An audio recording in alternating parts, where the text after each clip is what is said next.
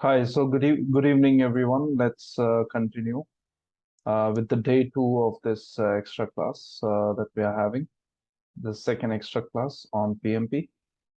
Uh, I'll just,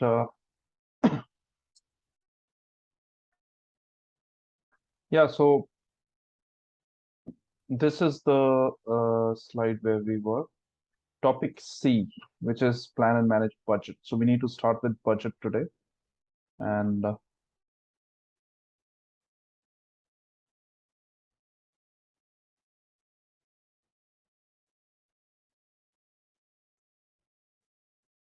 I'll open the PMBOK as well.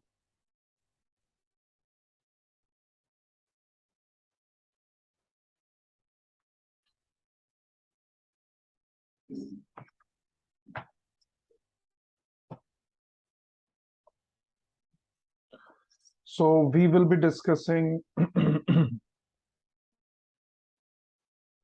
and manage budget. That is project cost management.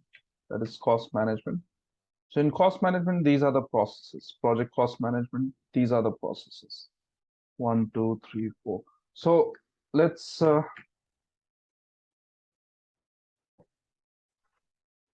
let's check the outputs. What do you think are the outputs of these processes? You can check the project documents page on 126. Project documents and PMP.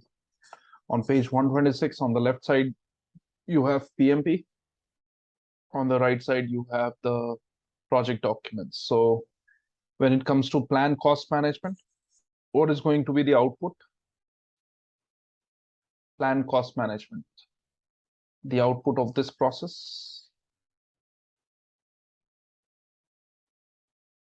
Yeah, cost management plan. So if it says plan X management, the output is X management plan, right? So cost management plan. What about this? Estimate costs. Look at the project documents on page 126. You will find this.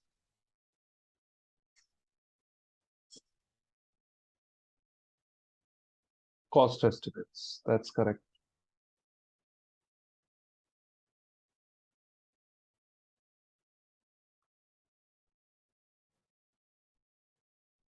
Then what are we going to get here?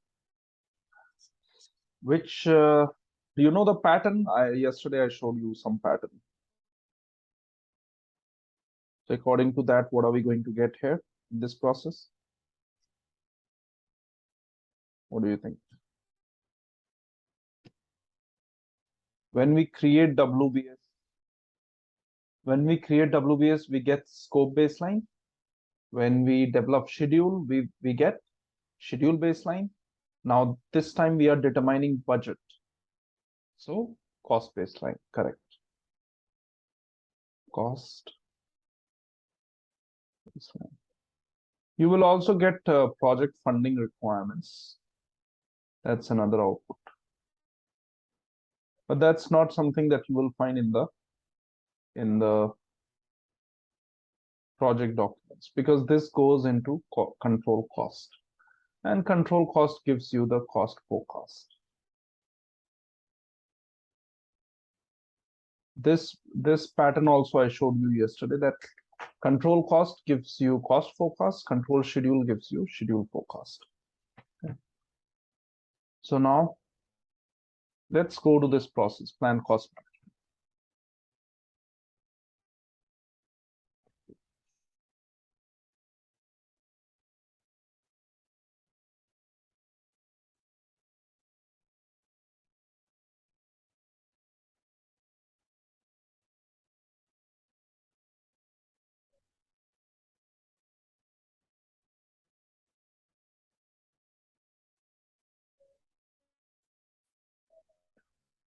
So without proper management of project costs, expenses can get out of control quickly.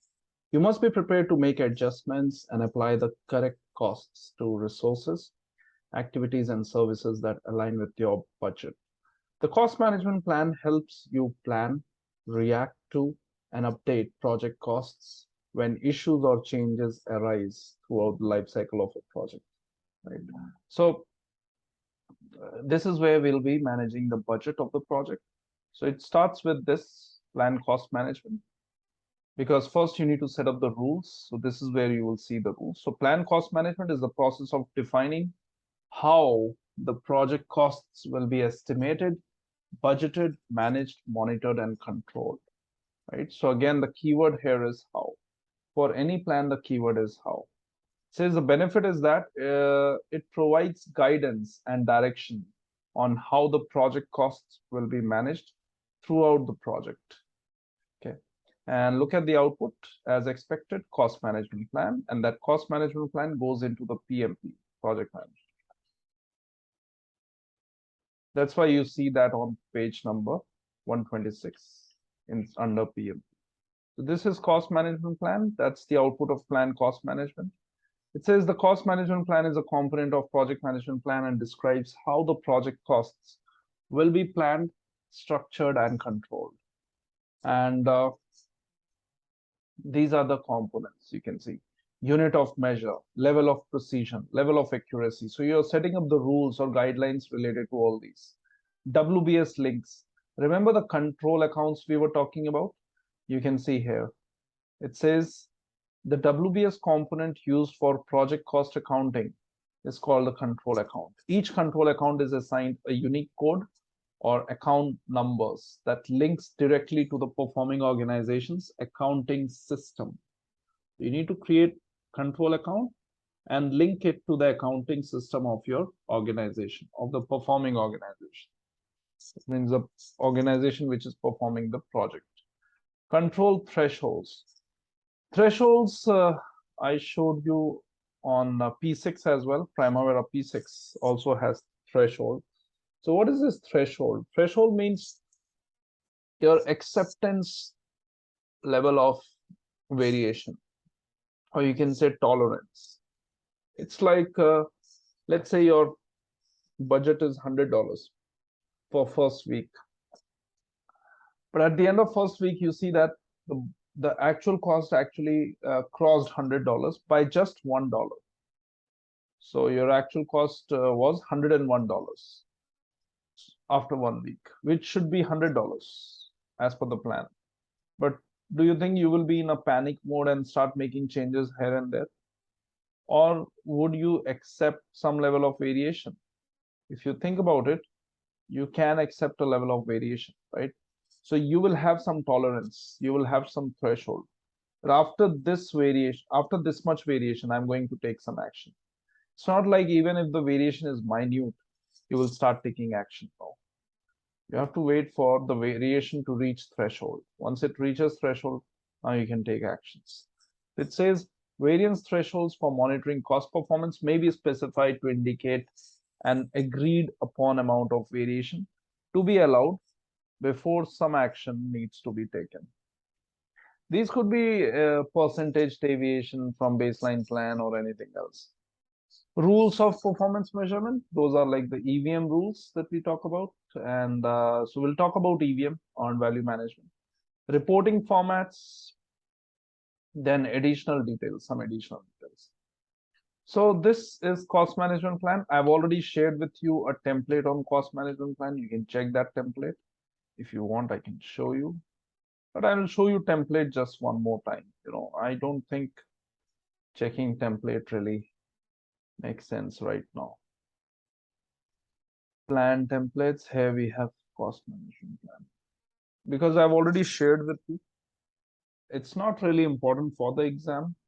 In general, if you want to understand a particular document, you can look into this. So you can see it says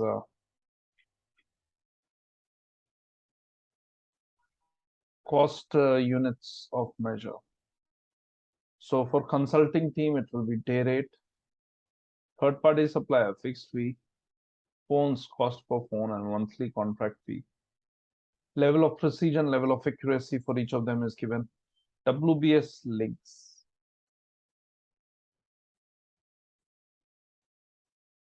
It says the cost will be broken. And again, this is just an example. Consider this as an example. It says the costs will be broken down by work package with the following fields captured for each element: customer, project, unique key, work package name, WSID, cost code. And this is how you will see most of the accounts set up.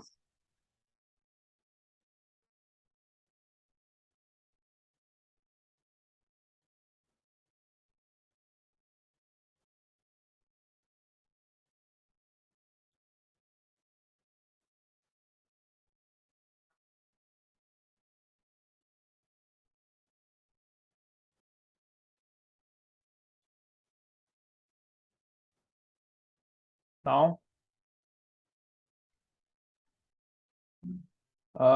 this was WBS links. Now, cost tolerance. Then you have these tolerances. You can see project manager, program office, board, project board. They have this much tolerance.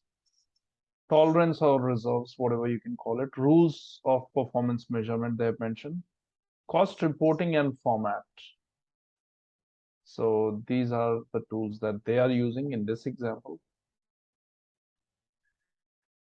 Additional details like funding choices made and why, management of currency exchange rate fluctuations, the currency used to manage project, currency used for organizations' financial books, project costs might be invoiced in sterling pounds, but globally reported in US dollars using a fixed exchange rate. Right? So that's the currency rate. And yeah, so they've given this very nice example, I would say. So let's look into the next thing.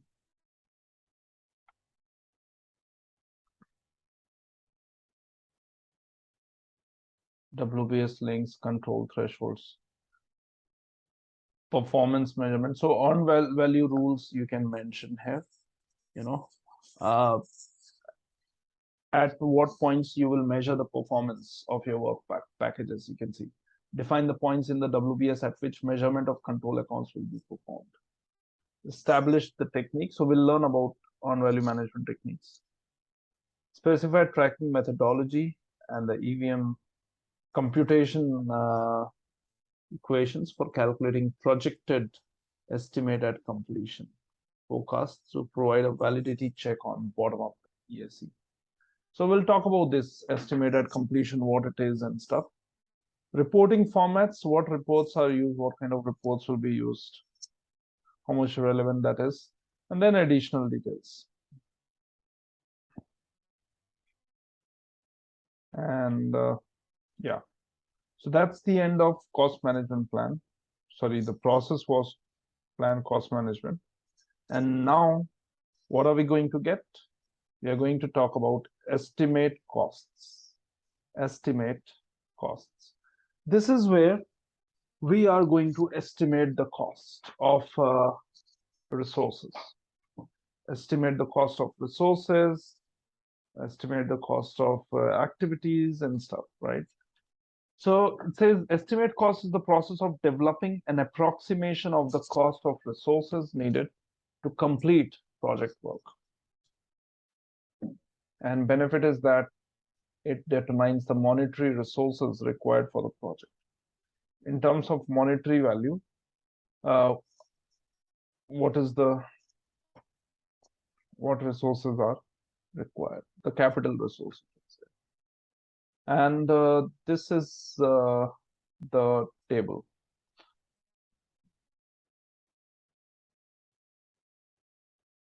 Let's see.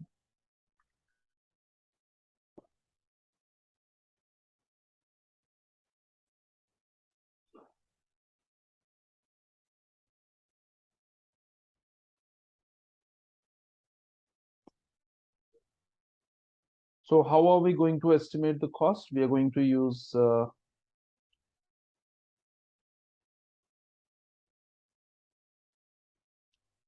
first of all, you should know the resource requirements. If you don't know the resources, what resources are being used? How would you estimate the resources? How would you estimate the cost? Okay. If I want to estimate the cost of painting a wall, I need to know that the resource is painter. And also about the resource, I need to know what painter is charging and stuff, or how much we will be paying the painter and stuff. So those things you will get in the resource requirements. So, you know, practically the three activities, the three processes that we have. One is estimate cost, another is estimate duration, third is estimate resources. All these three happen parallelly, and all of these three uses the same tools and techniques. Whatever you see here, same tools and techniques are used by this. Okay. So resource requirements, and you need to spread these costs over the period of time. So can you see project schedule? That is the reason why you have project schedule, because when you are estimating resources, don't you think you want to know how much time they are taking, how much time activity is taking? So you should know how much time activities are taking in order to estimate their cost. So the schedule will show you how when the activities are taking, how much time it is, when the activities are happening, how much time they are taking, how they are related to each other, the relationship and stuff. One is dependent on other and all, and then only you would be able to use the resource requirements. So you know that the painting, uh, you know, the painting activity, the painting activity will take 5 days, and you're paying the painter $100 a day.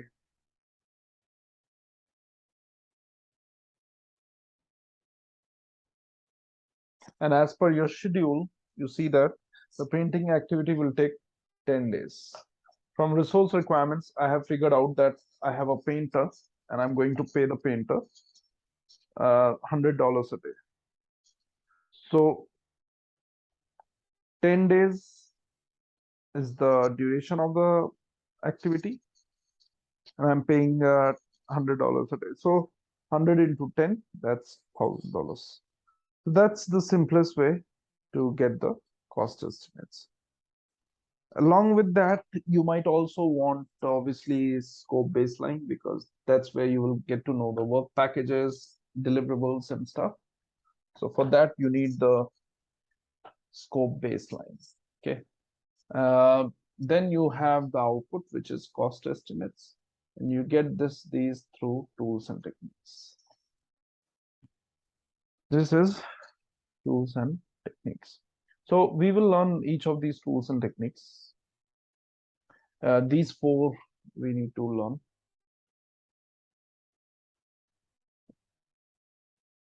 All of these are very simple. The last one is something which we need to spend a little time on, 3-point estimate.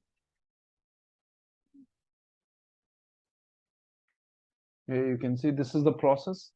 The output is cost estimates and basis of estimates. It goes into project documents. But in the PowerPoint, they have not mentioned basis of estimates, just cost estimates. So that's fine.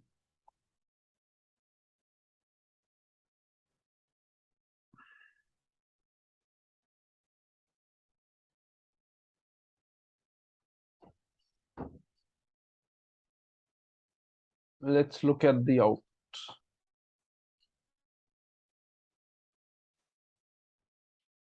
Cost estimates include quantitative assessments of the probable costs required to complete project work, as well as contingency amounts to account for identified risks and management reserve to cover unplanned work. And it could be presented in summary form or detail. That's totally up to the project manager. And that's cost estimate. And we'll see all these tools and techniques. It's very easy to understand these tools and techniques. Let's see. Same definition. Developing an approximation of the cost for each activity. in a project. So here we have direct labor, materials, equipment, facilities, services, IT, contingency reserves, indirect costs. These are the various costs involved. And all these costs can be calculated using various methods. So I'll show you those methods. These are those methods. Expert judgment, that's simply judgment made by an expert. Analogous, parametric, bottom-up, 3-point. These are the techniques that we are going to discuss. Just 1 second.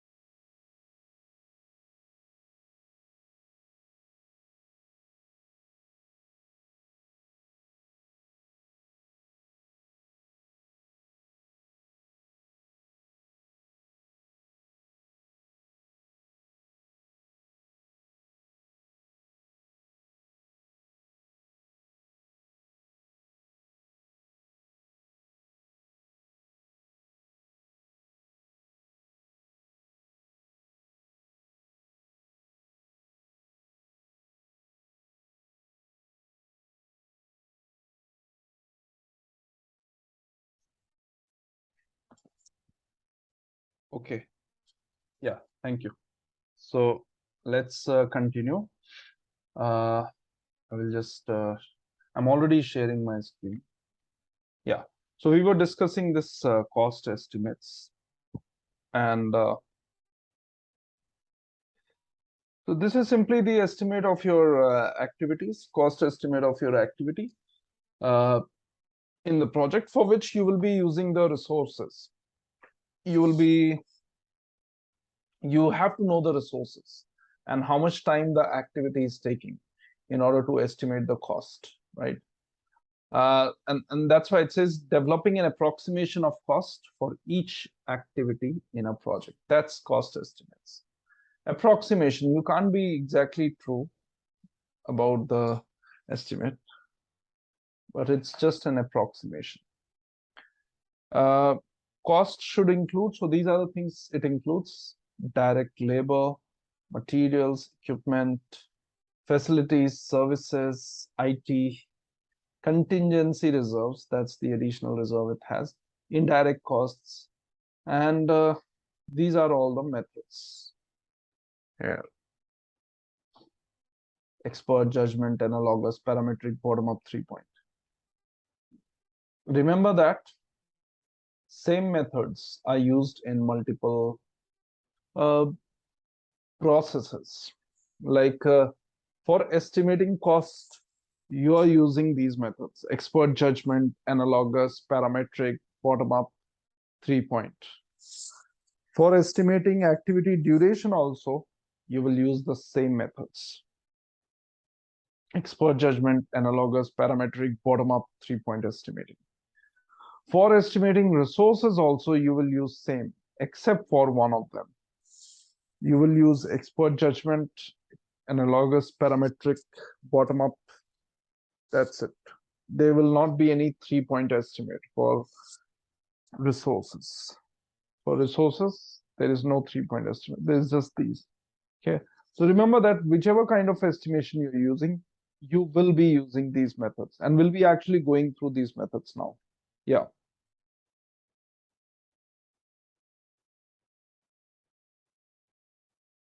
Yeah, tell me. Yeah, we'll be going through the tools and techniques. What I'm saying right now is that the same tools and techniques that you see here, expert judgment, analogous, parametric, bottom-up, 3-point estimating, same techniques are used in estimate schedule also, estimate duration also, and estimate resource also, right? So we will not be repeating this again and again for every knowledge area. Just for cost, we will be learning, and it will apply to other other processes as well. And even the PowerPoint hasn't really gone through these tools and techniques for all the knowledge areas, like for resource, schedule, and all. They've just gone through it in cost. So we will also discuss this in cost, and same technique is used in schedule as well, in duration, in estimating the duration. So we will go through each of them right now. But the thing is, what do we get? I mean, what do we really have in the input?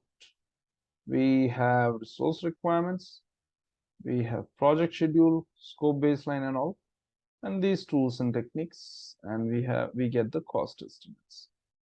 So let's go through these tools and techniques. Let me help you understand them. Parallelly, I will also open the guide that I shared with you. Remember the companion guide that also we can refer for this.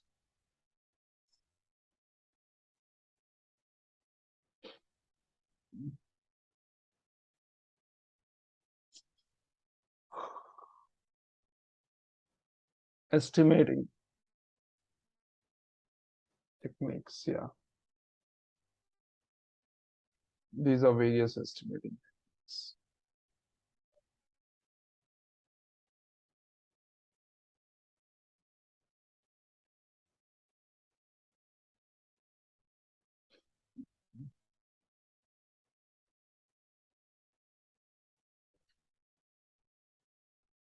So these examples also you can look into.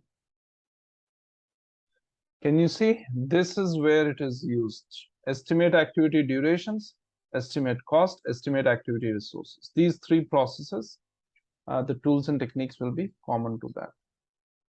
So what are we looking at right now? Yeah, this was analogous example. This was the example of analogous. How do we know that it's the example of analogous? Yeah, there it is. Analogous. An analogous technique is the most basic form. I'll show you that as well. So, but first I will let me explain you each of them one by one. Let's talk about them. First one is expert judgment. First is expert judgment. Expert judgment means you're using your own judgment. You're using your own experience, your own skills. If you're experienced in that particular field, you can use your own field. You can use your own experience, your own judgment. Otherwise, you can hire SMEs, subject matter experts, and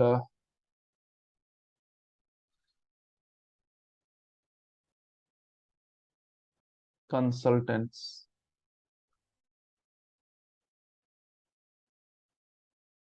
Next is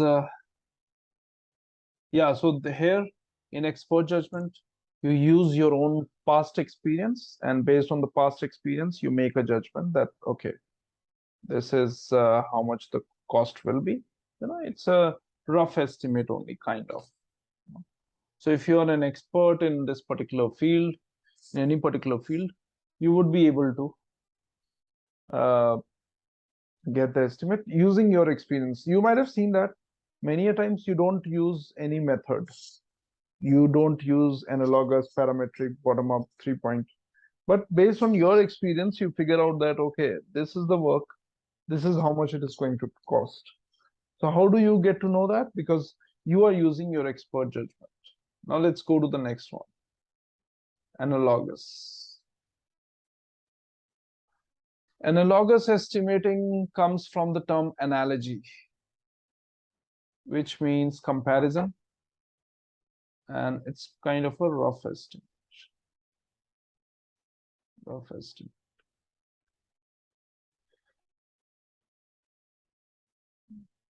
Rough order of magnitude estimate. Just a moment, someone is at the door.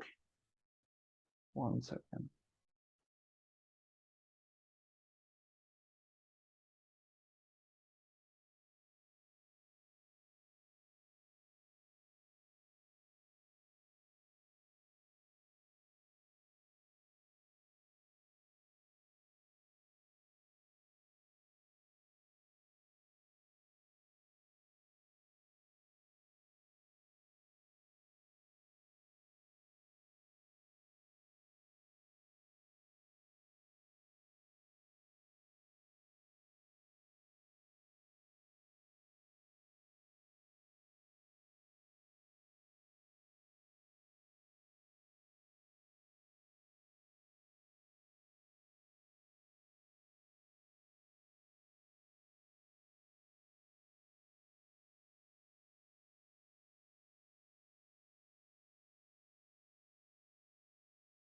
let's look into the next technique, which is analogous. So expert judgment, I think all of you know what that is. We have been discussing expert judgment for a very long time now. Next is analogous. What is analogous? Analogous, whatever you call it. Analogous means it comes from the term analogy, which means comparing. So you compare whatever you have done, let's say a few weeks back or in the past, a few months back, or maybe in the last project you did something which is very similar in this project.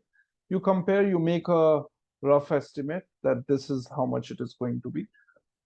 That's analogous. It's also known as top-down estimate. Top-down estimation.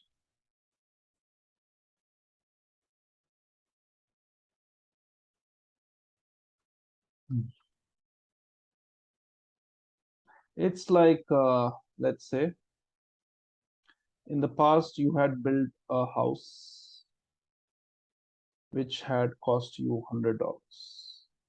Now you're building a house, another one. Now you need to estimate this. So earlier it cost you $100. Now this time this house is almost 3 times, let's say, 3 times from this. So your estimate will be like $350, considering inflation and stuff. So $350 is what you have estimated. That's your rough estimate. Roughly this will be $350. So that is rough estimate. Analogous simply means rough estimate. Top-down estimation also. That's another name for analogous. Next thing is parametric.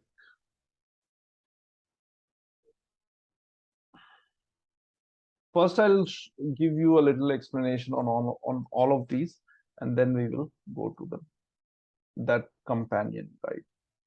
So first of all, expert judgment, you can see variables such as labor costs, material costs, inflation, and risk factors can influence cost estimates.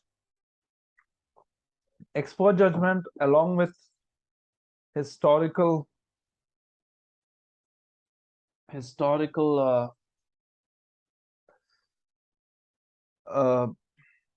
information, will provide an insight on the information related to prior similar project, right?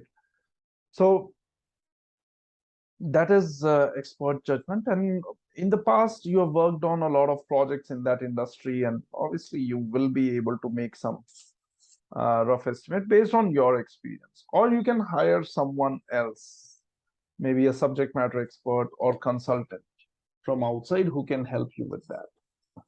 That's expert judgment. Analogous is very similar to expert judgment only, but here you are comparing a previous project, some previous project that you worked with your future projects or current projects and trying to predict cost.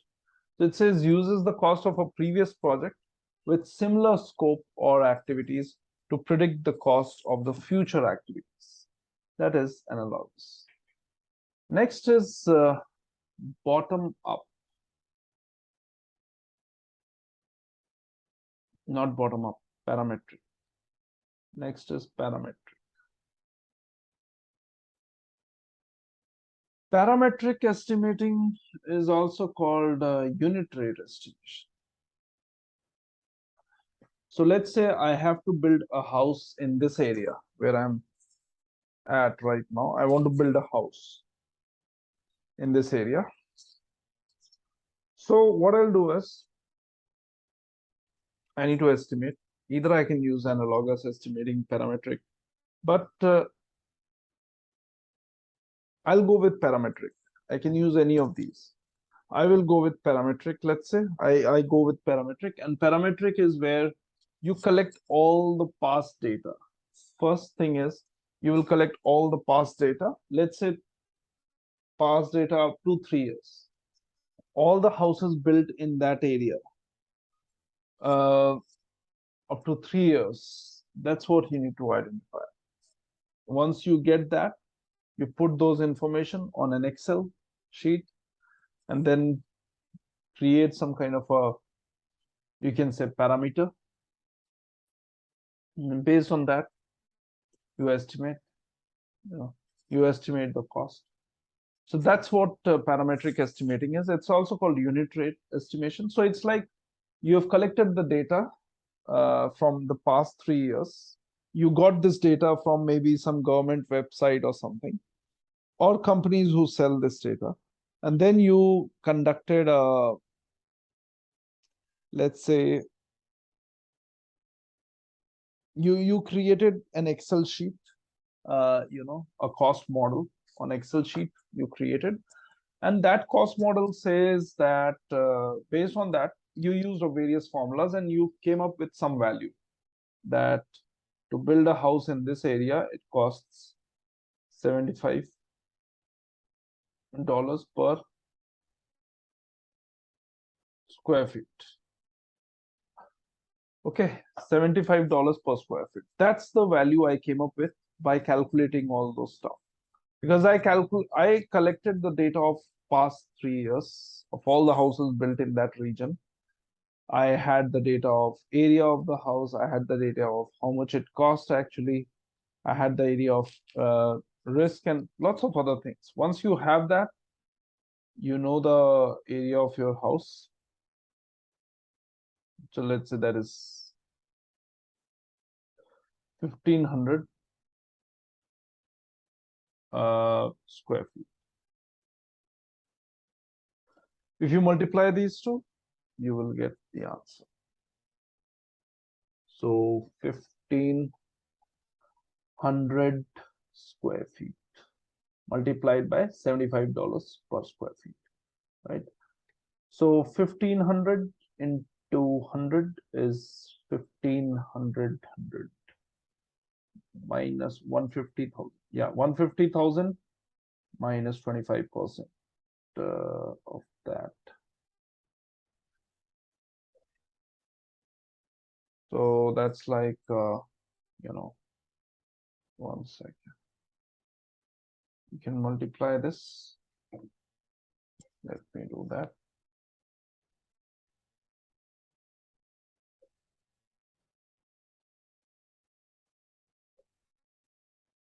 $75 into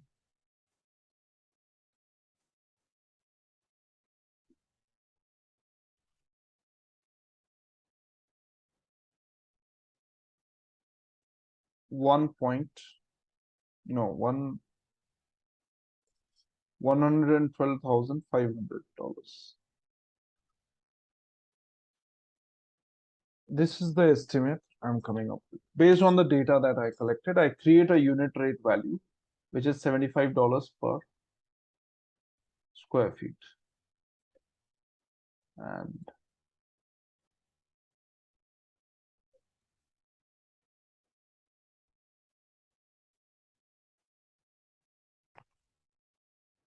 $75 per square feet, you came up with this. And now this is one of the variables. You could have used various variables. This variable is related to area, floor area. If the floor area is 1 square feet, the cost of construction is $75. Floor area is 1,500, cost of construction is, accordingly, $112,500. Right? So that's parametric estimating. Now let's go to the next one.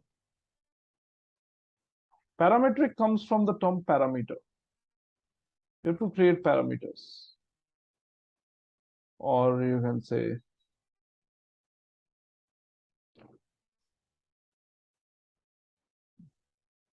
formula.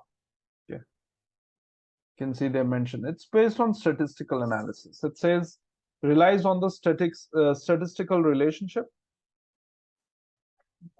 that exists between historical information and variables so as to arrive at an estimate for parameters such as duration and cost.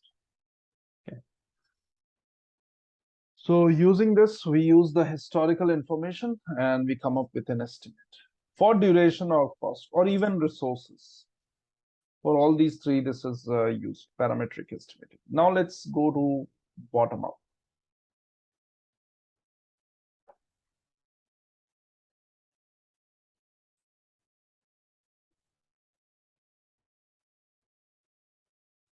Bottom up estimation.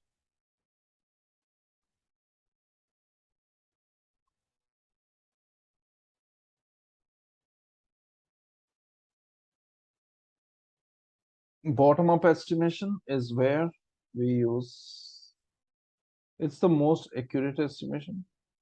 This is where we use WBS. Without WBS, you can't have bottom up estimation. WBS is required. Okay. Because why WBS is required? Because it itself calls it bottom up.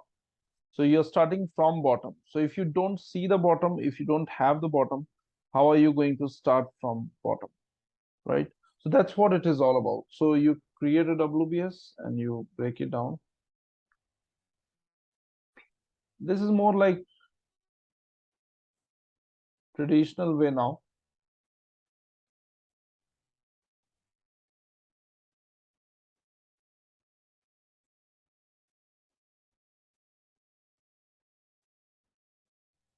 So from the bottom, you will estimate, let's say you will estimate this, you will estimate this, and it matches this estimate, matches this estimate. Then you can estimate for the whole project. So for the whole project, you can estimate it as well. So that's, you can just roll up these estimates on the top. Okay. After estimating at the bottom, at work package level, at what level will you be estimating? At work package level. You need to estimate cost for each work package, or at activity level. Because when once all the activities are, you can say, when all the activities are completed, then only a work package gets completed. If not, work package is not completed, right? So you need to make sure that that happens. You need to make sure that all the work packages gets completed at the bottom.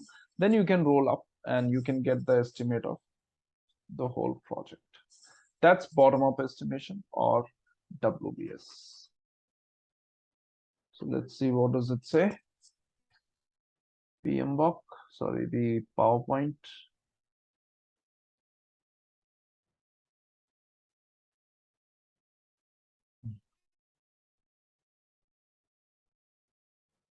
Yeah, so parametric estimating, you can see we talked about it already. Bottom up estimates the cost of individual activities, then rolls up to higher levels. Rolls up. So bottom up estimating, it rolls up to higher levels. So rolls up, or what do we call it? Rolling wave method of, or no, yeah, rolling wave also, because there will be some planning packages as well. So that's what WBS is. You will roll up to the top level. It's also, it's bottom up estimation, and using this you can estimate. But the advantage of this method is that it's very accurate. Disadvantage that it's time consuming, but advantage is that it's very accurate. Next is 3-point estimation.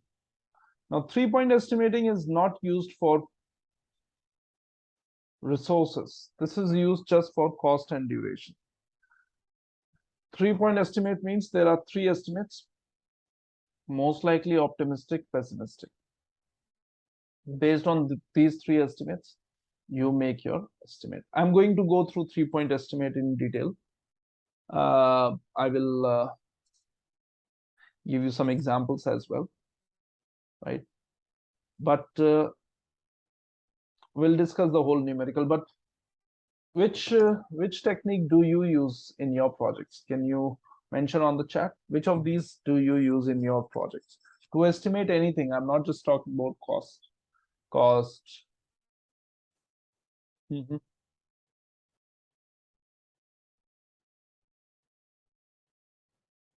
cost and duration. Yeah, for other two it is used, but because I said that all these tools and techniques will be useful for cost, duration, and resources, right? Except for 3-point estimate, which will be used just for cost and duration, not for resources. Okay, so here you can see they've mentioned bottom-up estimating. It says estimates the cost of individual activities, then rolls up to higher levels. That's bottom-up. 3-point is incorporate 3 types of estimates into singular cost estimate scenario, most likely optimistic, pessimistic. We'll talk about this 3-point estimate. It's very popular in PMP. So let's see which method you are using. Planado says bottom-up estimation. Sergio says bottom-up. Others, what's the method? You can mention on the chat.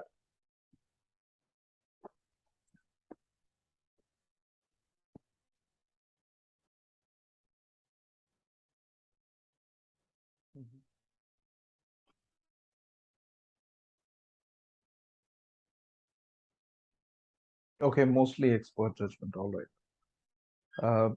Others, what about you? Analogous, anyone? Analogous. I think this is analogous as well. You know, when you are using expert judgment, you're also using kind of analogous because you're comparing your own experience, something similar you might have done in the past, you know, similar to whatever you are estimating.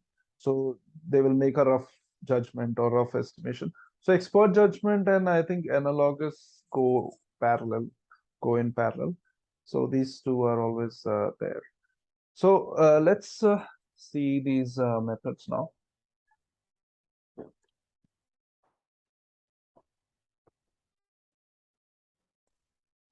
I'll just, yeah. So let me show you this. See, I'm actually curious to see this document, what they have shown here, because this document I'm also looking at this for the first time. So I'm just curious what they have mentioned. Have they given some example or something for each of these estimates? We'll come to 3-point estimate. I'll discuss that in detail. But other estimates, we can just see if they have given any kind of example here. Yeah. It says analogous estimate. So it's a very good guide. I don't know if you have gone through it or not. You all might have found it very interesting. These two companion guides of PMBOK that I've shared with you. You know, it's very nice. I mean, I'm really impressed with these guides because they have given this so many examples here, not only for the documents or forms, but also for the tools and techniques. You know, so they've given this. So can you see what they are doing in analogous? What did I say? Analogous means making an analogy with something you've done in the past.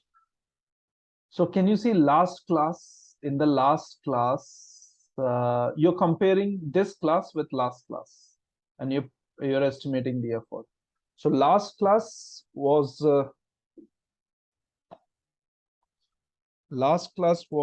3 days, and the effort it took was 200 hours. This class, it's 2 days. So how much would be the effort? Minus 33%, don't you think? Yeah, it's a simple analogy. 3 days, 200 hours, 2 days means 200 by 3 into 2. For 1 day, you can find the effort, or just subtract 33%. You get 133. That's another way to see it. Last class was easy. So effort is, so last class was easy. So it's already there. This is complex. So since this class is complex, we are adding 10% additional effort. Don't you think it makes sense adding 10% additional effort if the class is a little complex, right? So that's approximately 10% additional you have added. So 13 hours plus 13 hours. Last class, there were 4 demos, so it took 40 hours. This time it's 3 demos. So how much subtraction? Minus 25%. or you can just divide it by 4 and multiply by 3. 30 hours you will get. But yeah, that's another way to understand. Last class total effort was 240 hours. This class 176 hours. So can you see, although it's rough estimate, but it's very logical. Let me know if you get it. This this analogous estimating. It's a rough estimate. You are just assuming a linear behavior here. That earlier it took 3 days, took 200 hours, so 2 days will take 133. It's a linear thing that you're assuming, right? But it's an approximate estimate. It's a rough estimation. Okay, so remember that. I hope this is clear. Roughest analogous estimation, right? These are often used early in the project at high level. And there will always be some, error in this, obviously. So they've given one more example. Check that. Let's go to the next. Let's see if they've given any example for the other one. There is this bottom-up estimation. So bottom-up estimates are detailed estimates. So here we use WBS, all associated costs with an activity or a work package. So all these, so some cost categories that are included in bottom-up. So everything you will include here because you're breaking down to more details. So look at this example. 1 second, I'm getting one call.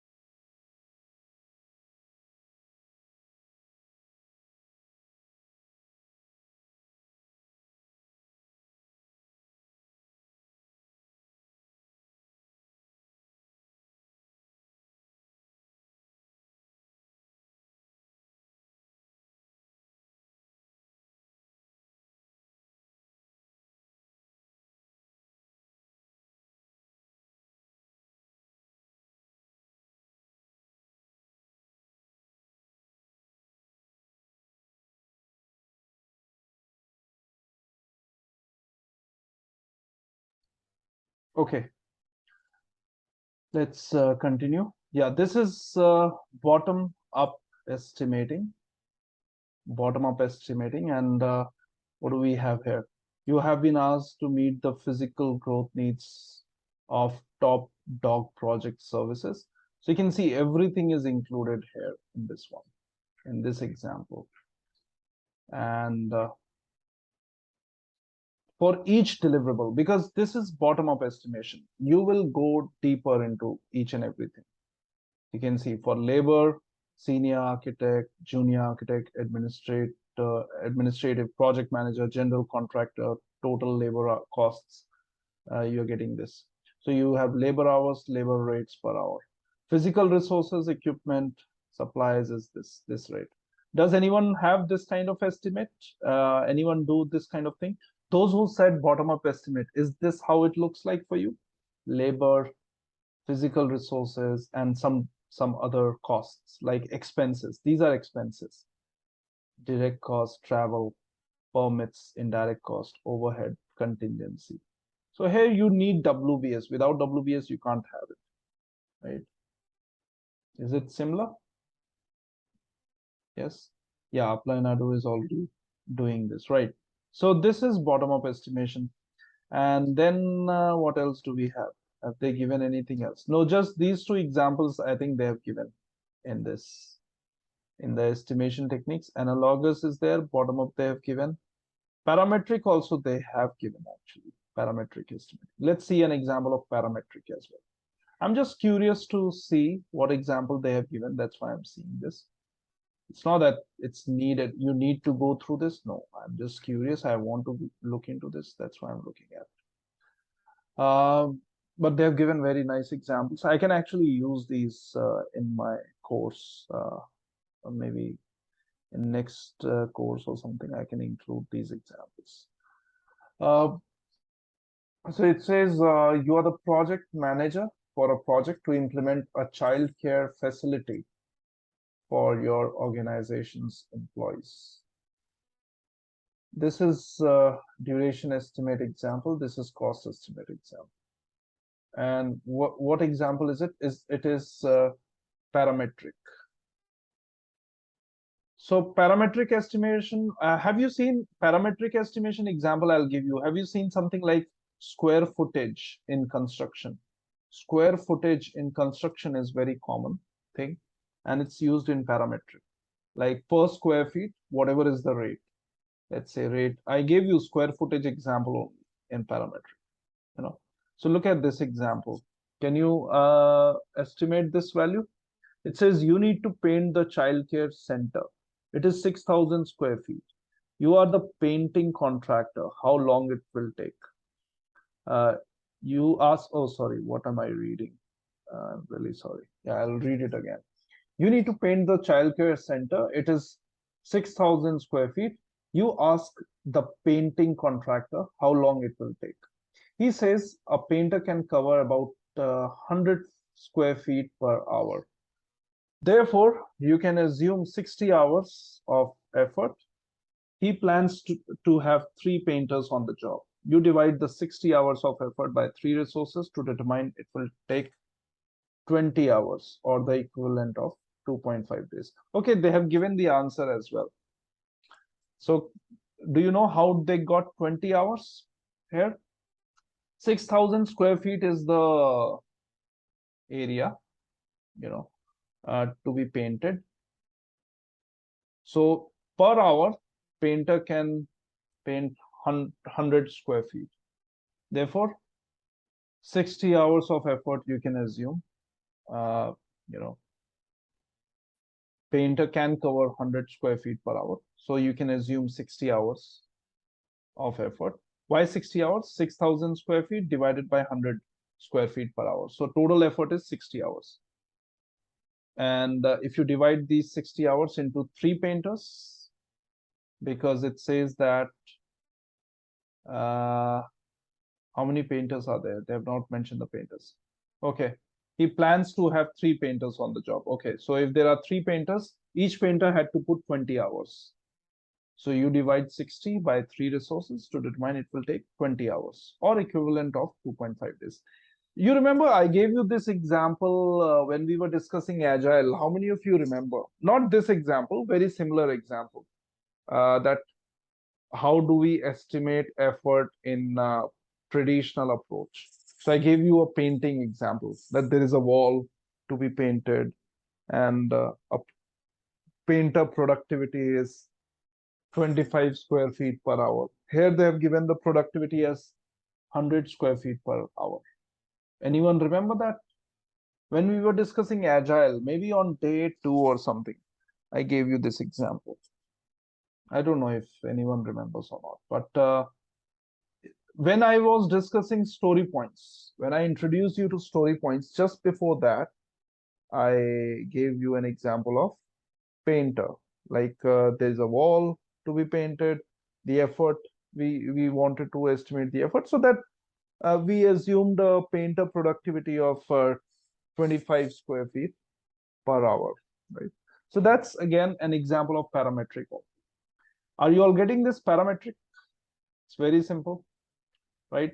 Simple mathematics. You can see to get a high level estimate to build out childcare center, the general contractor estimates that this type of job costs 120 per square feet. So if it costs 120 per square feet, what's the total square feet? 6,000 square feet. Then you estimate the cost to be 720,000. So what do you think? What's the parameter we are using here? Would you agree that the parameters that we are using here are these? One is 120 per square feet for the cost and 1,000 square feet per hour. How many of you got this? That these two are the parameters. These two are the unit rates that we are using here in this example. Are you getting this or not? Because this is parametric estimating. You have to use a parameter, and this is the parameter. One parameter is how much area you're painting per hour, per unit time, and how much costs it takes per square feet, right? So these two are different parameters. That's why we call it unit rate, because you have the unit rate of area painted per unit time, and you have the unit rate of cost per unit area, right? So that's how you are able to estimate it. Okay, so it's very simple. It's like I'm saying that I can cover one topic in 2 hours. So my let's say my unit rate is one topic I can cover in 2 hours. So you can estimate that for 10 topics how much it will take, right? 10 topics, it will take 20 hours. Okay, so that's unit rate estimation, parametric estimating. So that's a nice example there. I just wanted to see that. And is there any other example they've given? I think 3-point estimating example also they might have given. Yeah.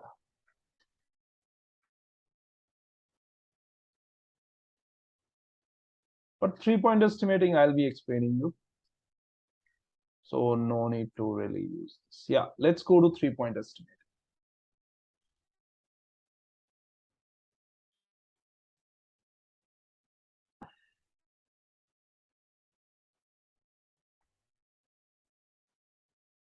I already have a screenshot of 3-point estimating, which I will explain. So no need to really note down anything there.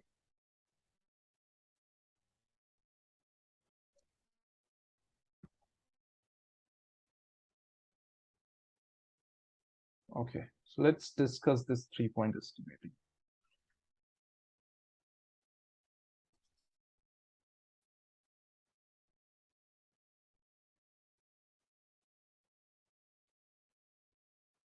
So Sarulata, analogous is more like a rough estimation.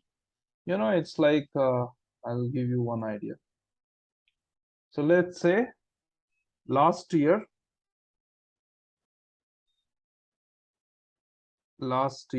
I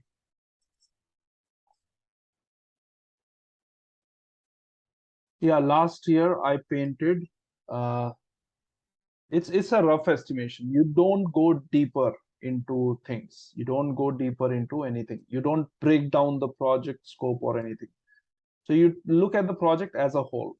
So let's say last year I painted a house, a very big house, 3-story building. Let's say last year I painted 3-story building. At what cost? It costed, let's say, $300. 3-story building, to paint 3-story building. The cost was $300. Now this year I also have to paint.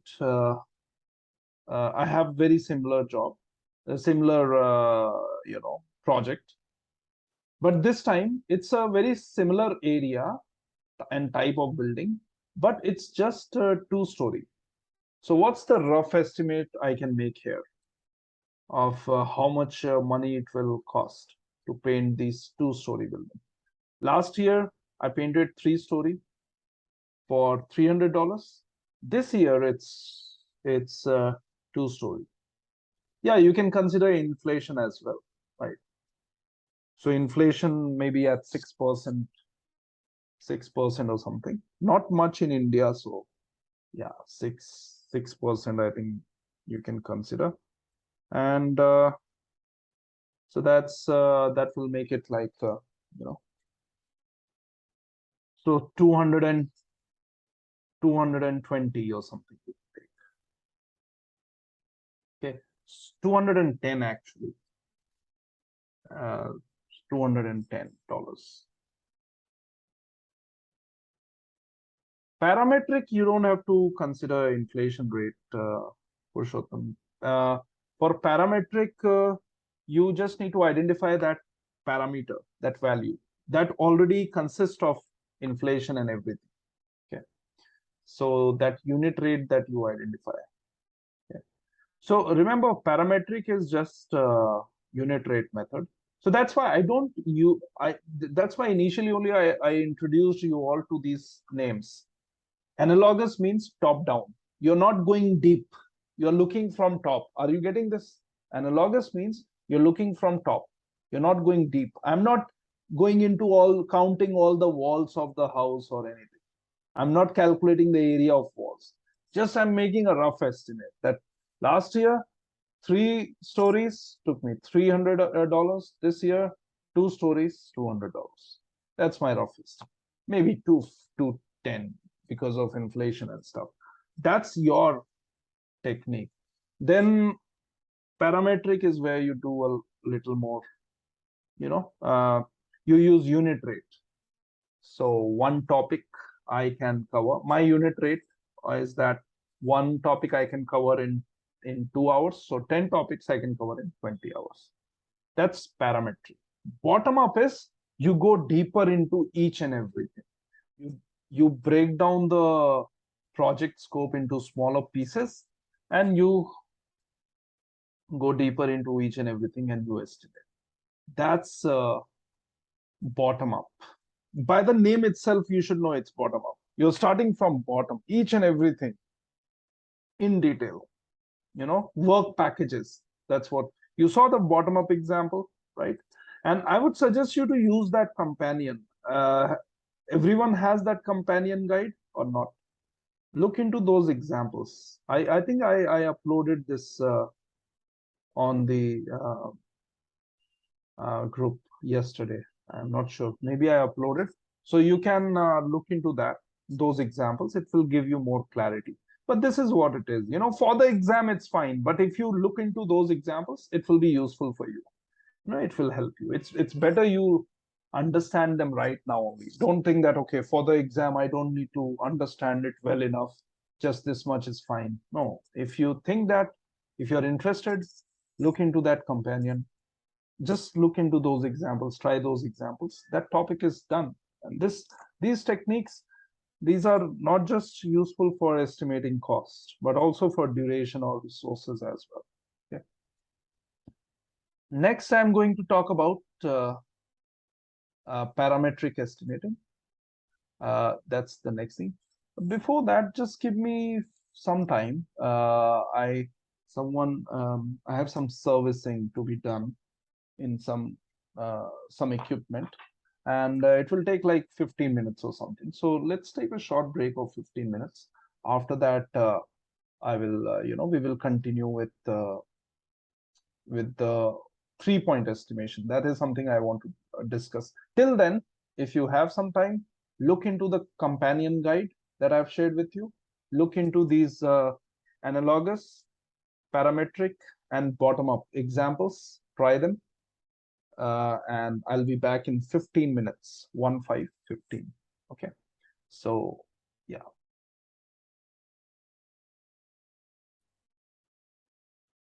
All right. So the next thing that we need to discuss is 3-point estimation. This is a very popular question in exams, 3-point estimation. So just focus a little and try to understand this. And, it's used in projects where there is a lot of uncertainty, where there is no, you're not certain that whatever you're estimating is correct or not, because it's used in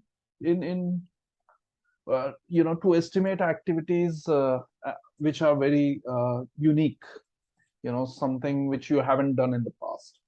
So that's why that's when you use this. So let's see. 3-point estimating.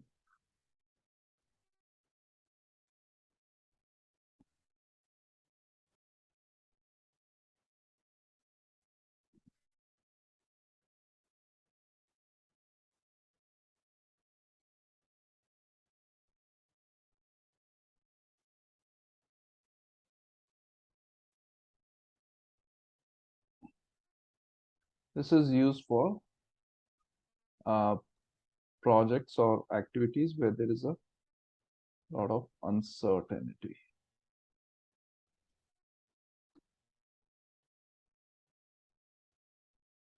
Okay, so see, we can use this method to estimate cost or duration, whichever you want. You can use it for estimating cost, estimating time, anything you want. So I'll take the example of time in this case, but you can use it for estimating cost as well. So instead of T, you can just put C, small c, that will become cost. So that's the only difference. So what I want to estimate is to TE. TE is the expected duration. Expected duration. I'm estimating duration, time, not cost. Taking the example of time. I can take the example of cost as well. It won't make any difference. So here we need to estimate this value TE. So for each activity, whichever you are estimating, cost or duration, whatever, you need to estimate three values instead of just estimating one value for those activities. You will estimate three different values. One will be most likely, one will be optimistic, one will be pessimistic. So because one of the values is not reliable, just having one estimate is not reliable because there's a lot of uncertainty. So you want three estimates to be considered. TM means most likely. Most likely duration. Most likely duration means based on what scenario? Realistic scenario. I already have the screenshot. I'll share it with you at the end. Scenario. Then we have TO. TO means optimistic. Which scenario is this? Optimistic duration. This is best case scenario.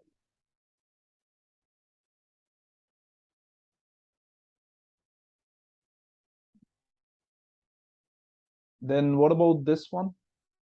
Pessimistic. Which scenario is that?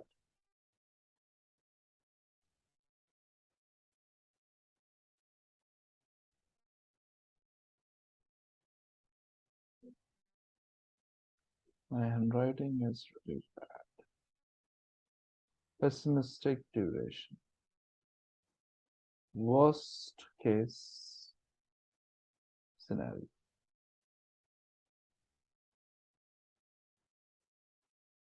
Pessimistic is worst case. Based on this, you can estimate.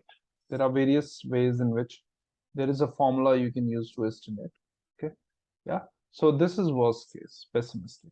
Now, let's take an example and let's see how to get this expected duration, this value, from these three values, most likely, optimistic, and pessimistic. So let's say, let's take an example. Let's take an activity which is really uncertain. Something which is uncertain. Let's say if an adult prepares a cake, that's a very certain activity. But if a child prepares a cake, that's an uncertain activity. So I will always take this example. A 7-year-old child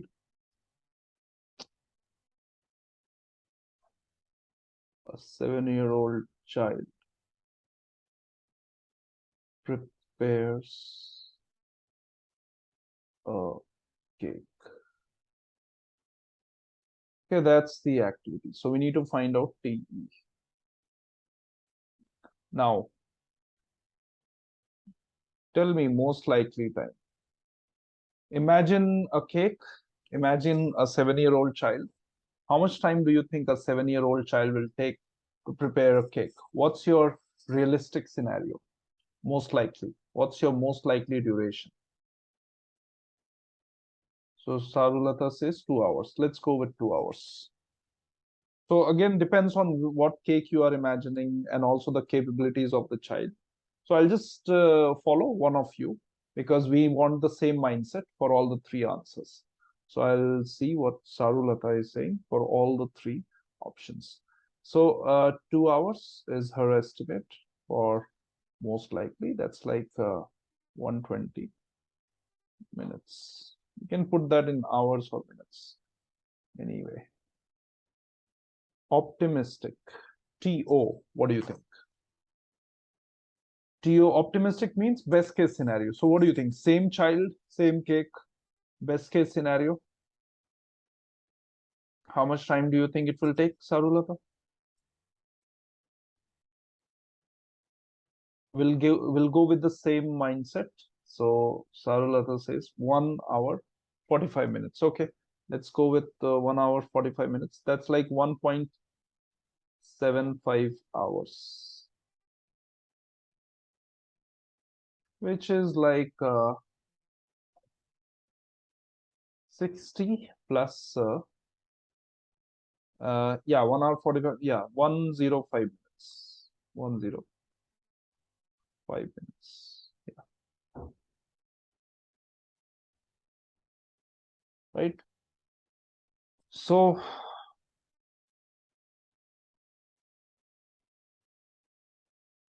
yeah, so now tell me the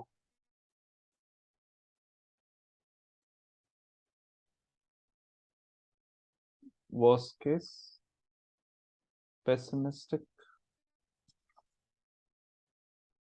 Yeah, pessimistic, the worst case scenario, Sarulata.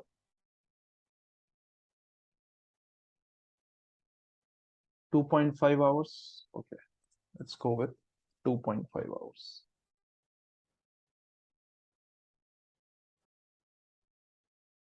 That's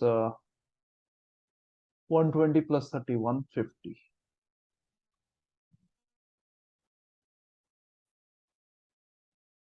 150 minutes.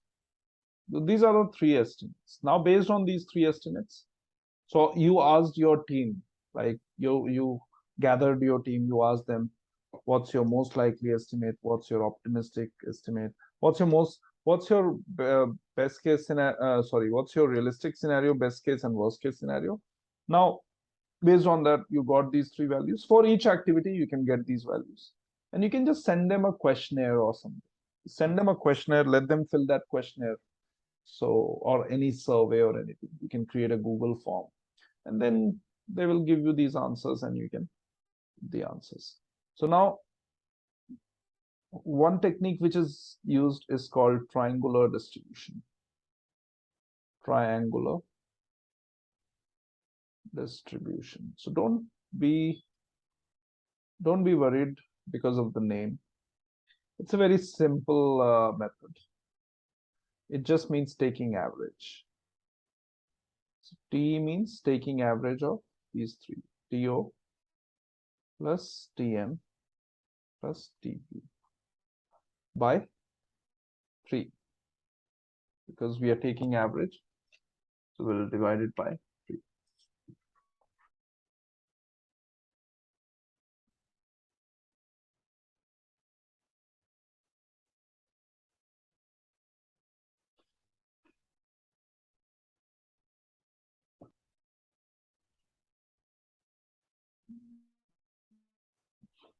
Once.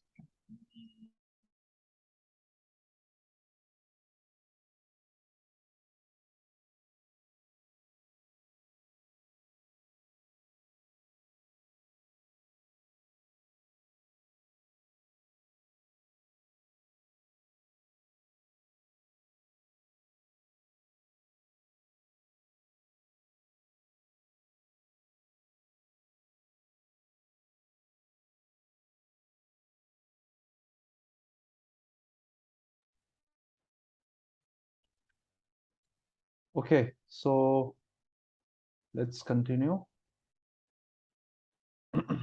So where we were estimating this TE TM TP divided by 3. So let's use triangular distribution. What is TO for us? Optimistic. Optimistic was, I think, 1 hour, yeah, 1.75. So that's 105 minutes. Let's take in minutes. It will be easier for calculation. Most likely is how much? 120 minutes. Pessimistic is 150.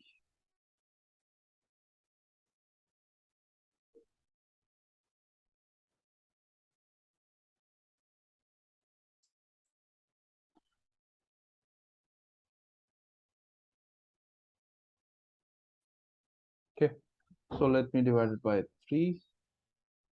So 3 3s are 9, 1 5 3 5s are 15, 3 4s are 12, 3 5s are 15. So that's 90 plus 35. That's 125. And that is T. This is what we got using triangular distribution. That's very easy. But triangular distribution you only have to use when PMI asks you to use triangular distribution. Otherwise, by default, you have to use some different method. I'll tell you which one. So it's giving us 125 minutes, the value.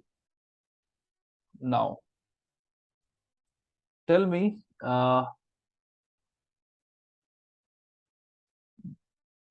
okay, tell me if we repeat this experiment, if we repeat this activity 100 times randomly, where one activity doesn't impact the other activity. If you repeat this experiment, this activity 100 times, most of the time, expected duration, the actual duration will be equal to or closest to which value? Most likely optimistic or pessimistic. Because there is some problem with this method. That's what we are figuring out. So if you continue this activity for multiple times, the expected duration, the amount of time taken by that child will be closest to which value? Most likely optimistic or pessimistic. Purushottam says optimistic. Why optimistic? I mean, it's not like, see, all these are random activities. It's not like if the child has prepared cake 10 times, his or hers quality will increase. No, it's not like that. One repetition will not affect the other repetition, or one activity will not affect the other activity. They are independent of each other. Then tell me in that case, because right, it's a child, it's a human being. So obviously the child will improve, but don't consider that because this could be for any activity. So it's not like the child will keep on improving multiple and will be close to optimistic after 100 repetitions. No, it's not like that. Take this independent of each other. What do you think?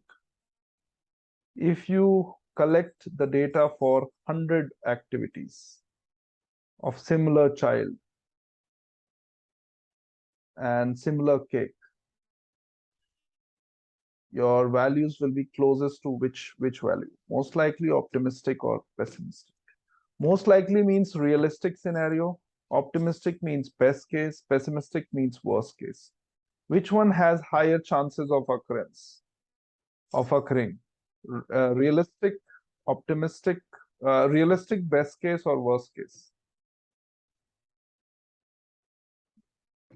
Do you think best case chances are more? Then why would you? Mhm. Realistic, right? So it's realistic actually. Like I think Apply Nadu also said most likely, because that's why it's called realistic. Realistic scenarios have higher chance of occurrence, right? Worst case, best case, these are rare. They do not happen every time. right? So realistic scenario is something that has higher chances of occurring. Now, my next question is, do you think we have considered that fact here? Because it's a fact that realistic scenario has higher chance of occurrence. So have we considered that in this formula? Yes or no? Have we considered that in this formula? That realistic scenario or most likely has higher chances of occurring. Have we addressed that? Aplanadu says yes, we have already addressed that. How do you think we have addressed that, Aplanadu? I mean, do you think we have given? I mean, is there are we considering these two having equal chances, or the chances are different?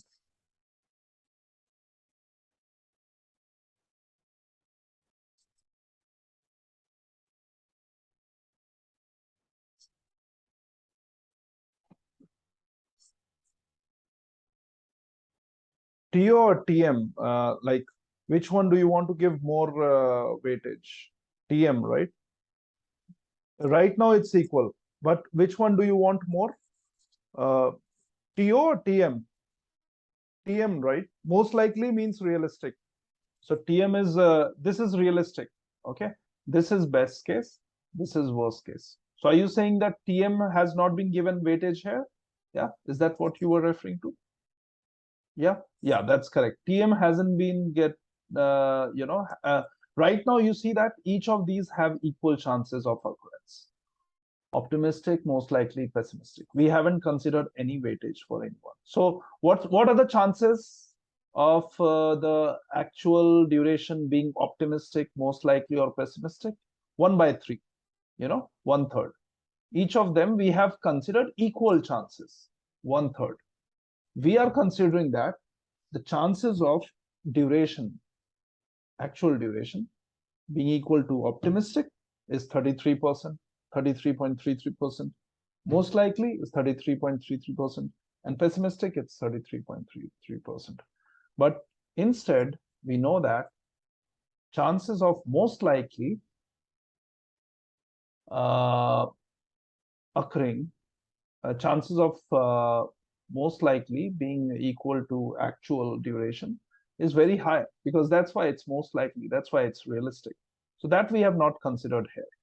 So that's why we will consider that now in the next formula, which is triangular distribution, beta distribution. Beta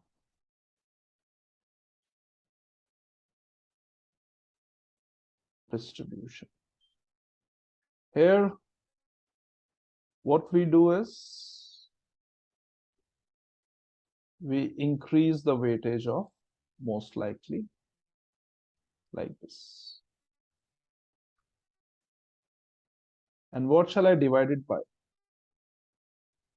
You are taking average only here. So how many numerators are there? Tm plus Tm plus Tm plus Tm. Tm is repeated 4 times, right? Plus Tp. So how many numerators are there? You need to take average only here. Okay.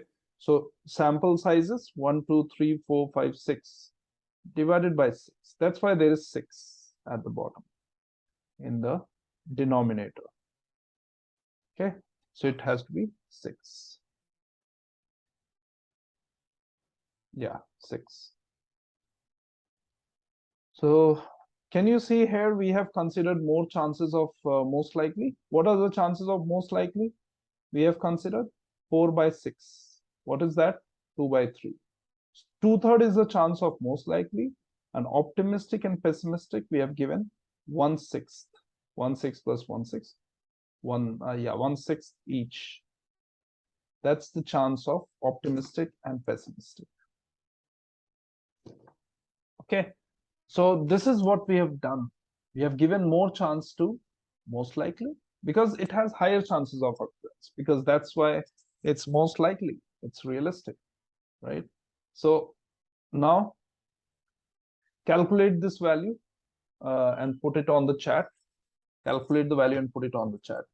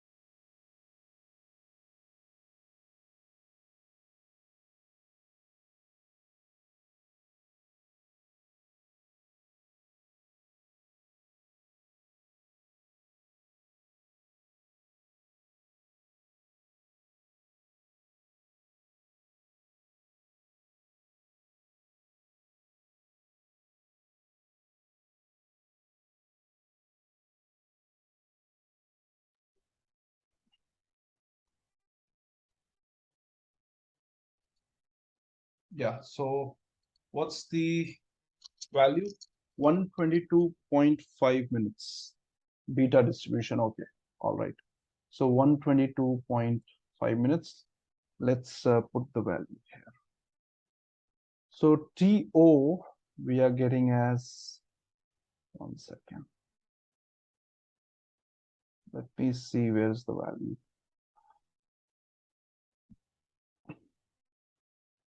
105, 150, and 120. 105, 120, 150 by 6. So 6 ones are 6, 6 sevens are 42, 6 fives are 30 plus 6 twos are 12, 20 by 4, 80. 6 twos are 12, 6 fives are 30. Yeah, so that's correct. It's 105, 122.5 minutes. Can you see it has come more closer to the most likely time? Most likely was how much? 120. Can you see now? 120, this was most likely. Since we increased the weightage, earlier in triangular distribution, it was 125 minutes. Now it is 122.5 minutes, right? So it's a more reliable, it's a reliable value. This through beta distribution, it becomes a reliable value, reliable calculation. So PMI can mention, PMI may mention triangular distribution, use triangular distribution, or use beta distribution. They can even not say anything. They can just tell you, find out the value. In that case, you have to use beta distribution. So beta distribution you have to use by default, always. Unless PMI asks you to use triangular distribution. Remember this, okay?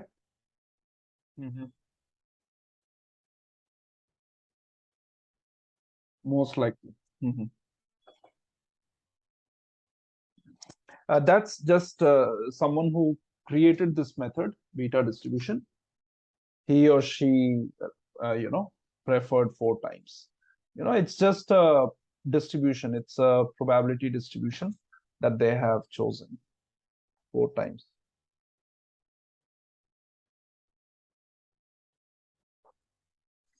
Yeah, 4 times. We have to take beta distribution means 4 times only. This is the standard formula of beta distribution. It's a fixed formula. So you just have to remember this formula. Okay. So that's beta distribution. And yeah, so same formula you have to use. Now, sometimes earlier they used to ask range as well, but don't you think range, knowing the range is a good thing? I mean, but sometimes having a range of value can help you in planning better, right? So you can also find out range. And these formulas can be used for calculating cost as well. There, instead of T, you have to use C. That's it. Formula will be exactly same. In statistics, range means mean value plus minus standard deviation. Do we have the mean value? We know the mean value, which is TE plus minus standard deviation. What's the formula for standard deviation? It's standard deviation is the spread in the data. So just subtract your extremes, pessimistic minus optimistic, divided by 6. Standard formula. This is the formula you have to use for standard deviation. Chances of this range, chances of PMI asking range is very low, but still, I'm just letting you know because it's an easy thing. So pessimistic is how much? 150, I think. Minus optimistic is 105, I think. Yeah.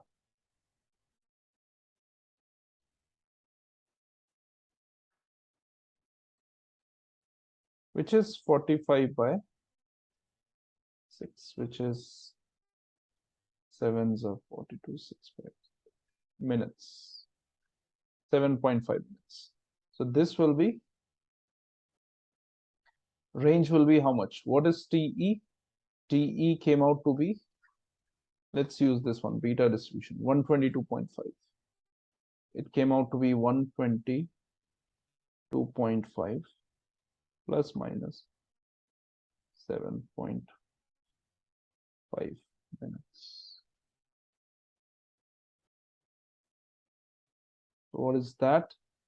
It gives you two values. One is 122.5 minus 7.5, 115. And it's 2, how much? 220 to 130.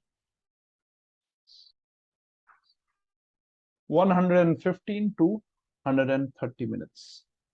That's the range. Can you see the range window is very small?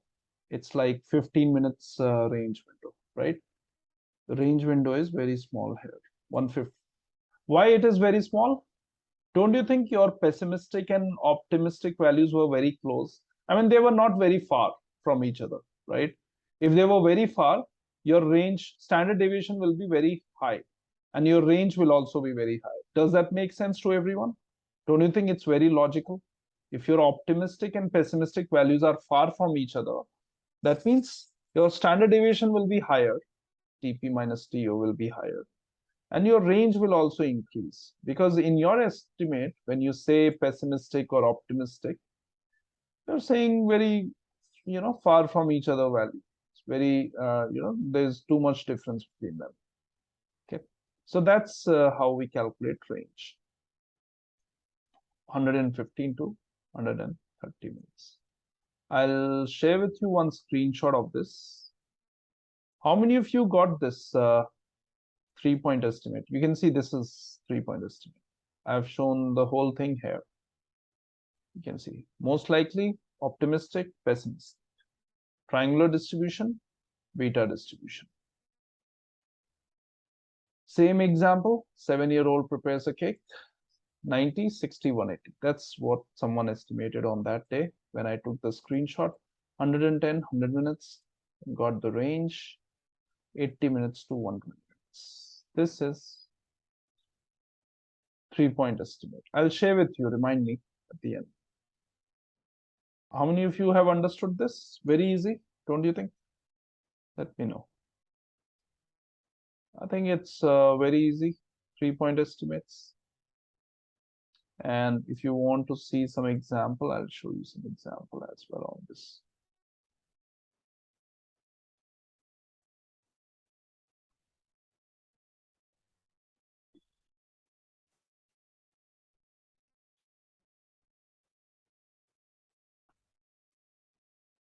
What do you think?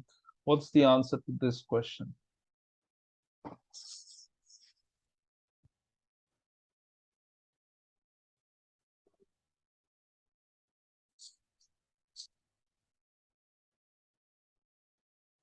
Project manager is uncertain about the project's duration for new product and consults several groups of subject matter experts. The first group advises the development can be finished in 40 days. Second group says there are some risk, could take up to 60 days. And third group says a new development method that can shorten time to 20 days. What is the estimated development duration for new product?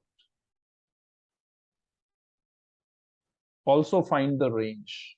I've added one more question on this, that you also find the range.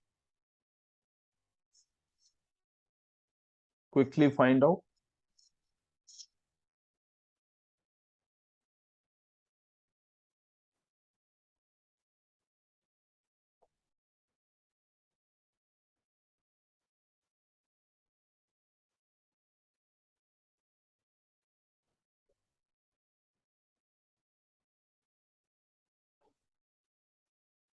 Everyone, please answer if your please put your answers on the chat.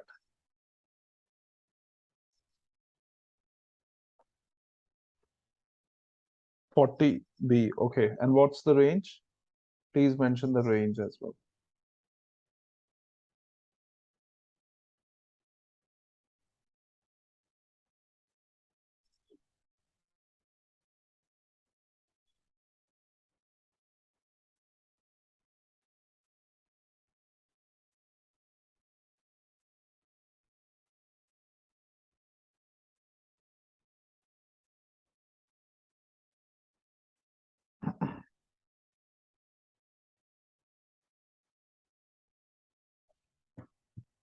Let's see the answers. Although they are not asking you for a range, but still, just for, yeah, so everyone is saying 33.33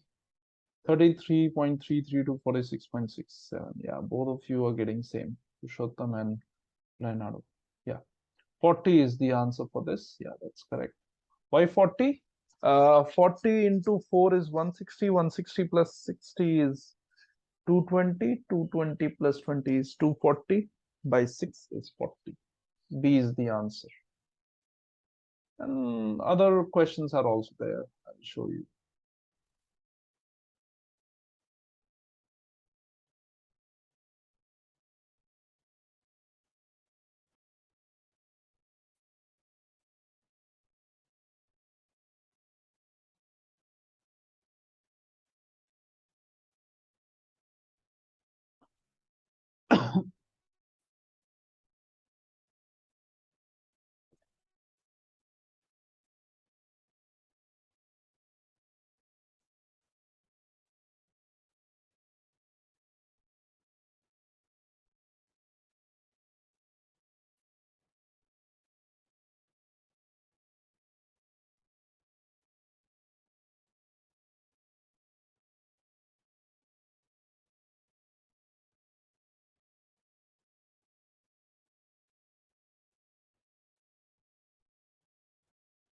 Yeah, one more is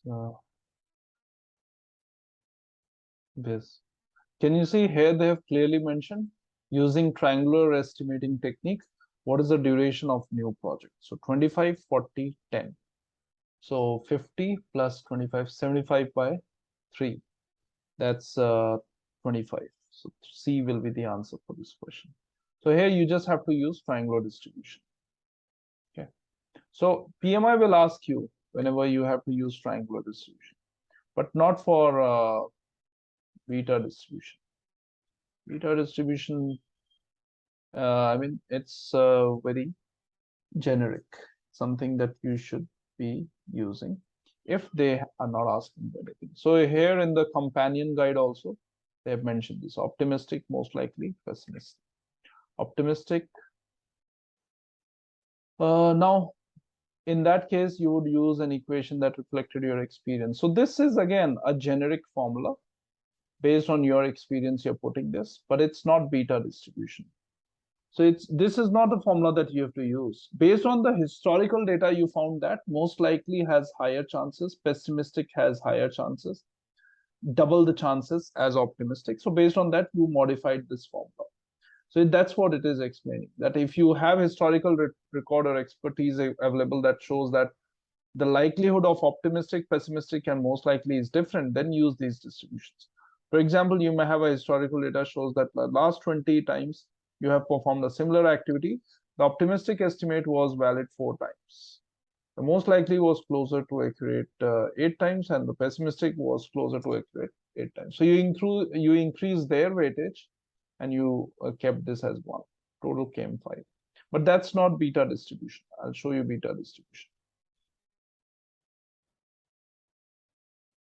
This you can see is beta distribution 4, 6. Have they mentioned beta distribution anywhere? Yeah, there it is. The optimistic plus 4 most likely plus pessimistic by 6 is the most common. Then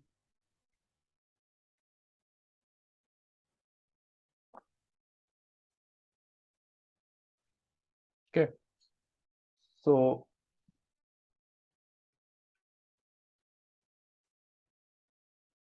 yeah, so remember, if PMI is not asking you to use, you can see they mentioned beta distribution, this technique.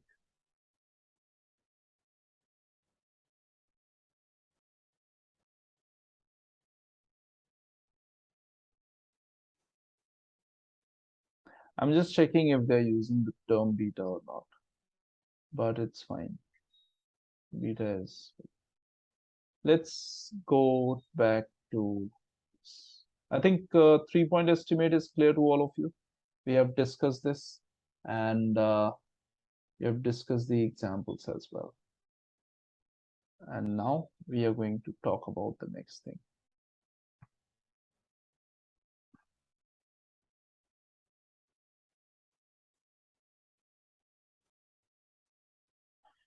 So 3-point estimating incorporates 3 types of estimates into a singular cost estimate scenario, most likely, optimistic, and pessimistic.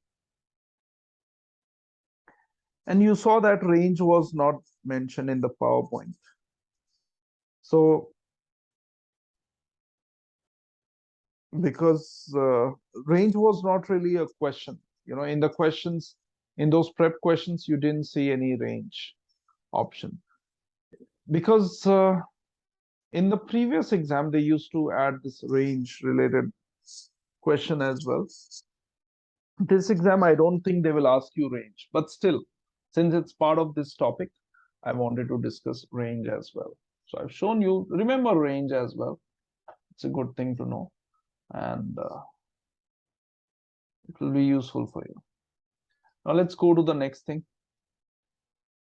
Advantages and disadvantages of estimating technique. So first thing is, yeah, we already saw this cost estimates, developing an approximation of the cost for each activity in a project, right? All these are included. We'll talk about these.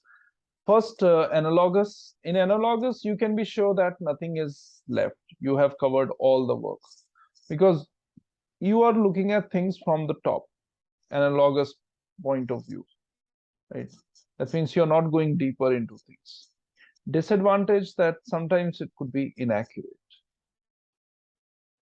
And it could be not sometimes, in general, this is inaccurate only. The accuracy is very low, and the advantage is that it's not time consuming. Analogous can be done very quickly. So, but the disadvantage is that since the estimate is coming from top, it's top down, so it could be difficult to distribute the funds to the executive members, to the lower level manager. Very difficult to do that. That is one disadvantage. Bottom up estimating, advantage is that it's very accurate and lower level managers get more responsibility. Disadvantage is that, one second, just a moment, just give me.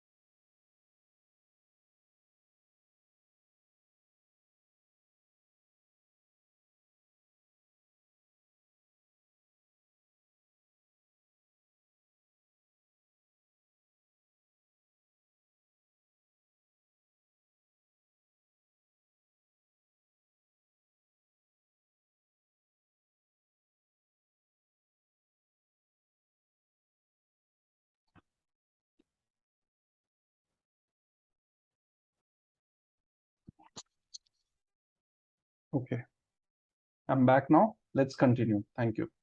Lots of work is there today.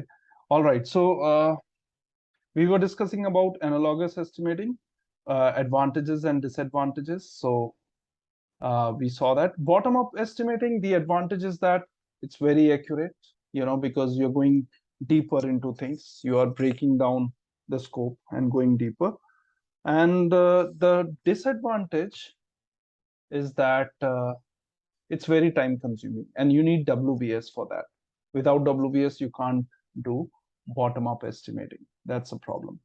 Parametric estimating is that it's not time consuming because you're just using unit rate formulas and stuff.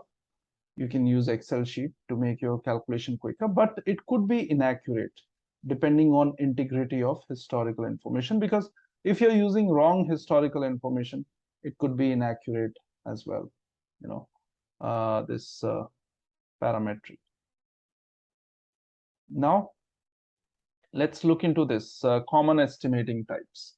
So there are three estimating types: definitive, rough order of magnitude, and phased estimate.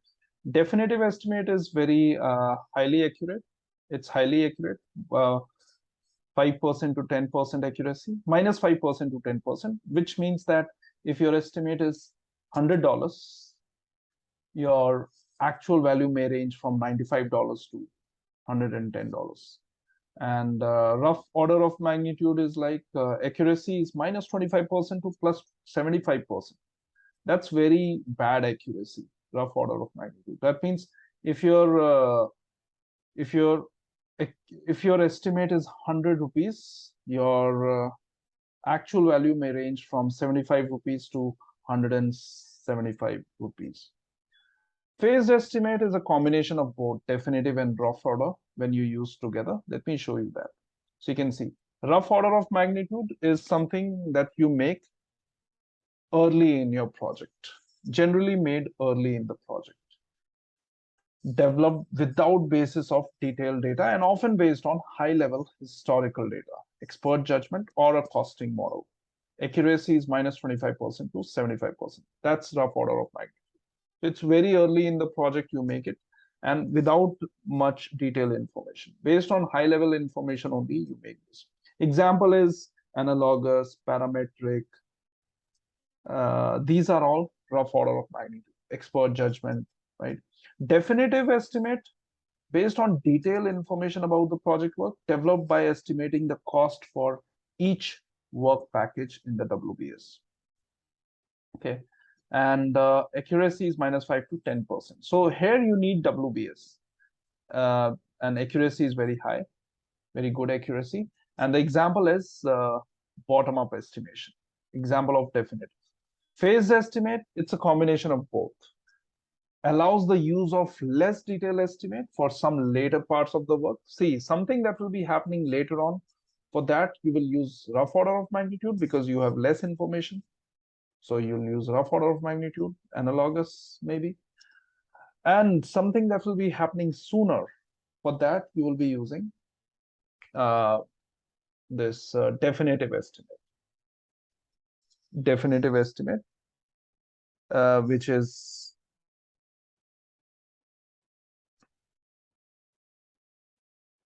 definitive estimate.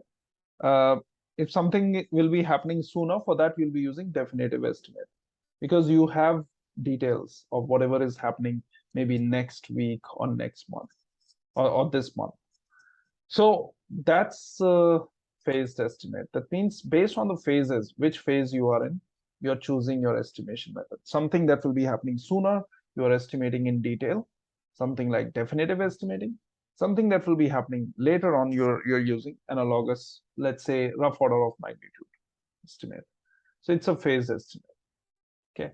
So based on your experience, which method do you use, all of you? Definitive, phase, or is it rough order of magnitude? What do you think? You can mention on the chat.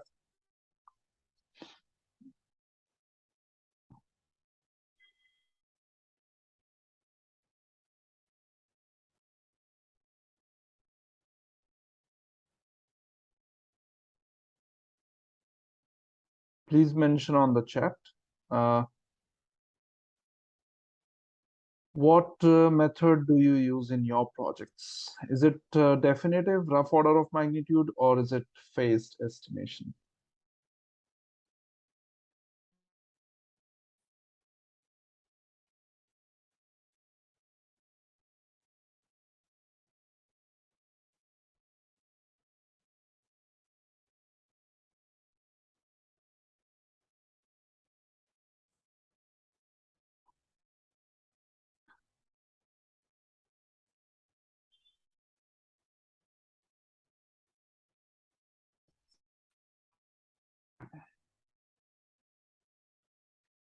Definitive. All right. Okay, so definitive estimate, that means more accurate, and that means someone who is using definitive, that means they have very accurate knowledge of what is going to be happening in their projects. They have all the details initially only. Someone who is using phase, it's more like rolling wave planning. You know, you get information as you move on in your project. Yeah. So I think Apply Nadu is using phase, and others are using definitive. All right. So that's these are the estimation techniques, estimation types, or estimate types. Now, when it comes to estimating costs, managing project phases becomes important. That's what governance is. So a different type of cost estimating technique you might be using in different phase of your project. Also, the level of accuracy.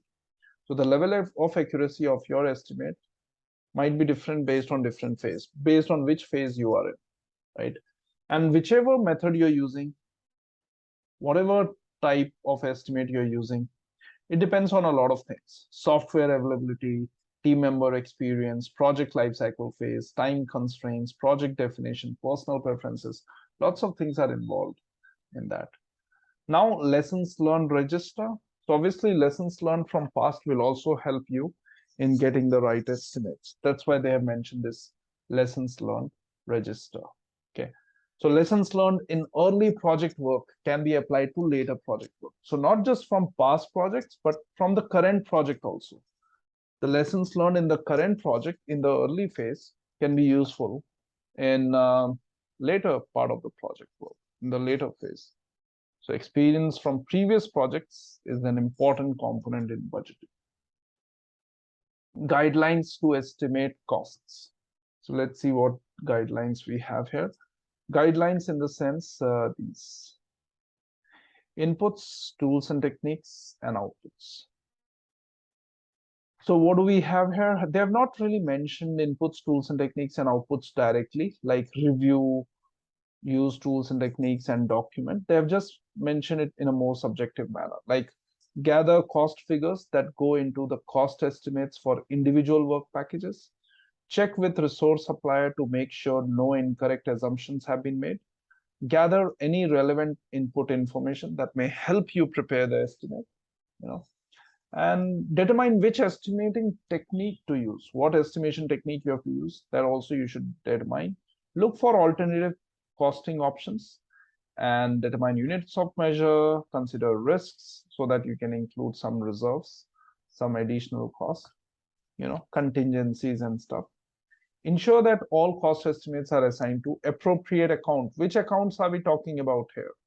When it says ensure that all cost estimates are assigned to appropriate account, what accounts are we talking about? Remember this we discussed in scope management. What accounts are we talking about? What do we call these accounts? Does anyone remember? Control accounts. That's correct. So it's the control accounts that they are referring to, right? So you have to assign these cost estimates. Yeah, control accounts. So you need to ensure that all these cost estimates are assigned to appropriate accounts. Finally, make sure estimates include cost of resource, level of estimate, and a list of assumptions. That's our estimate final. So they've given this activity. I would suggest you can try this activity. It's a simple mathematics. You have the activity, you have the description, you have the rate. This is the rate on the right side. Just multiply them and get this. You'll get this. This is the answer. This is the solution. So you can compare your answer as well. If you're wondering why in the solution they have given in the form of range 32,500 to 33,590, it's just because in the expense estimates also you can see they have mentioned this $0.25 to $0.4, $0.4 to $0.5, 0.2 to 0.25. That's why everything is in range, most of the things in the solution. If you look at the solution, most of the things are in range. This one and this one. So you get the answer in range. So that's fine. Now let's go to the next process. The next process is we have estimated the cost of activities. Now it's time to estimate the cost of, you can see this is 3-point estimating, most likely optimistic, pessimistic. You can check that here as well. Triangular distribution and beta distribution.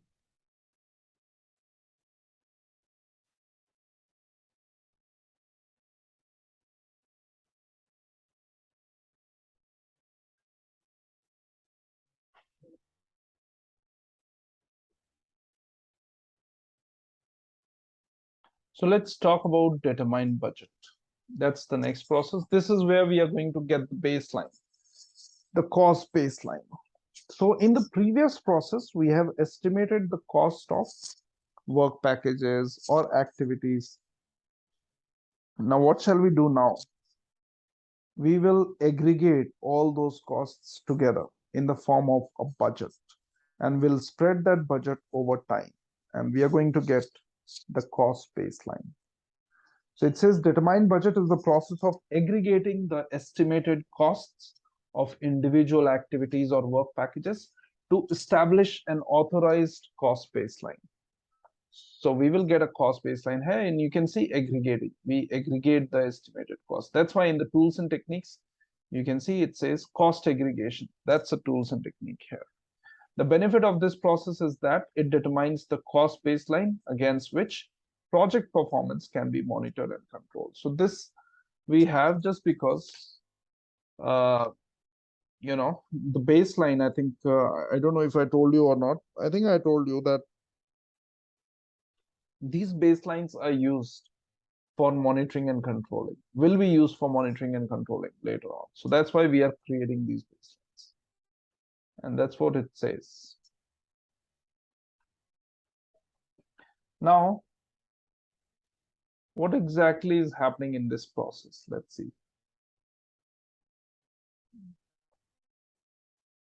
So we have cost estimates. We will do cost aggregation. What are we going to get? Cost baseline. Remember, I told you this is another output, project funding requirements, right? So do you think we are just aggregating cost estimates, or will that give you the cost baseline just by aggregating the cost estimates? What other input do you think is necessary?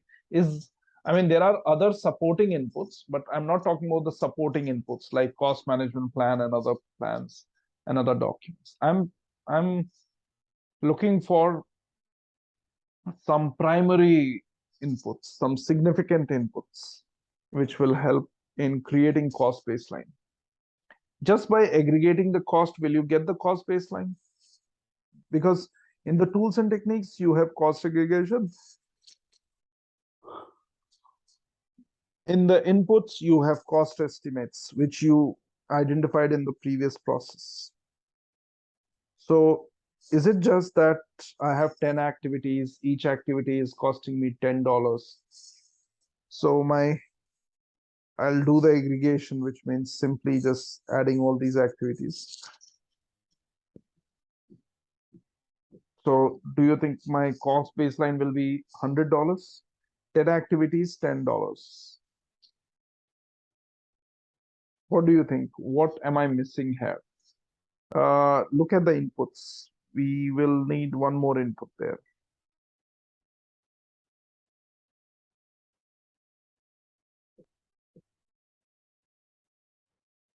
Which one? Let's see the answers. Contingency, no. Remember cost baseline. What was cost baseline? I think explained you all yesterday. What is cost baseline? I gave you a statement for cost baseline that it's not project budget. What is it? No, scope we have already completed. Scope baseline we have already done. What is cost baseline? That's what I'm asking. Cost reserves, no. What is cost baseline? Is it just summation of all the costs? Summation of all the cost estimates? Will that give you the cost baseline? I think we discussed yesterday. The budget is not the cost baseline. Then what is cost baseline? Because by aggregating the cost estimates, you will get the budget. Cost aggregation, cost estimates, you'll get the budget. But that's not cost baseline. What was one thing about cost baseline that we discussed yesterday?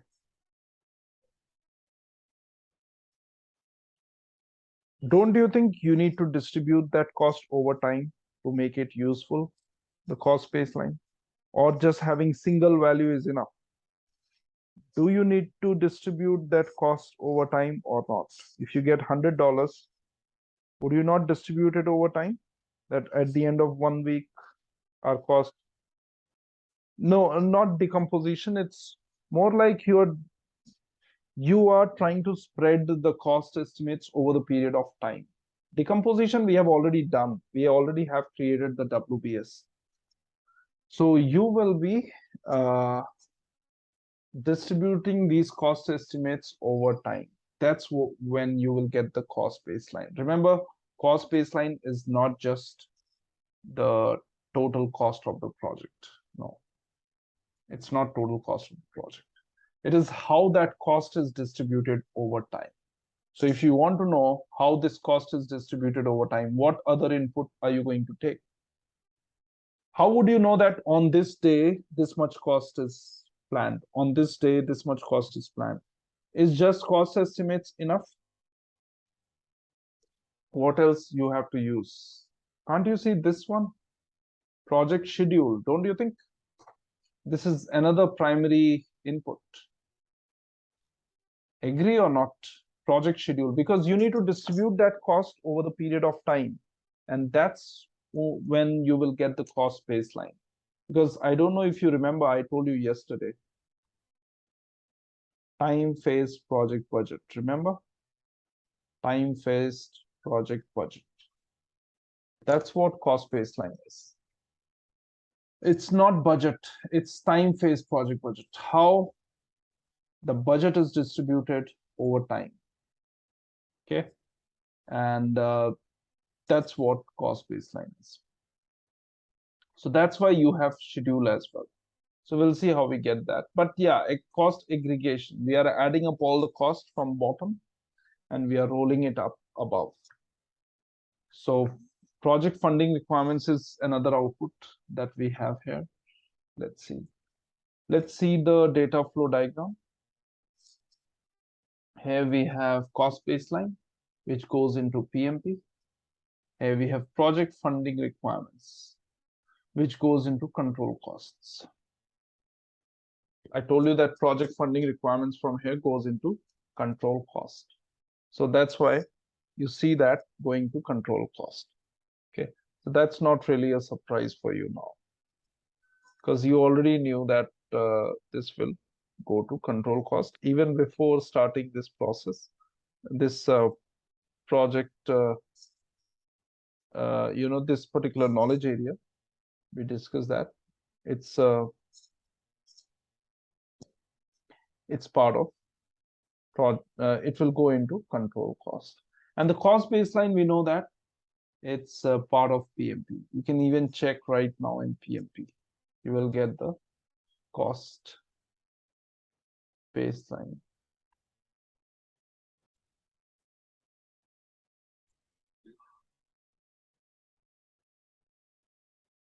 Now, let's see the out.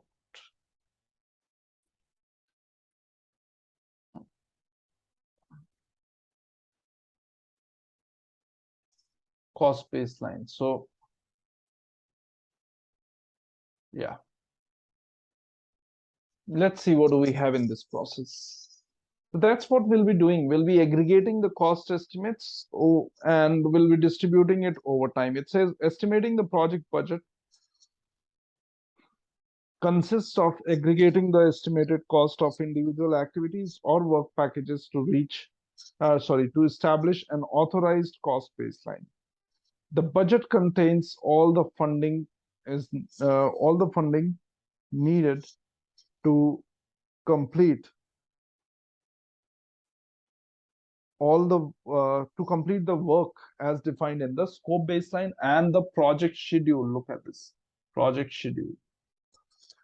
Okay, so project schedule is also an important part here when you are developing the budget, because then only you would know that, okay, this activity happens on this day, this activity is costing me this much, this activity is costing me this much, right? If you don't know that, you will not be able to figure out. So this is cost baseline. I'll come to cost baseline later on, but first I need to explain you something. I'll explain you that first.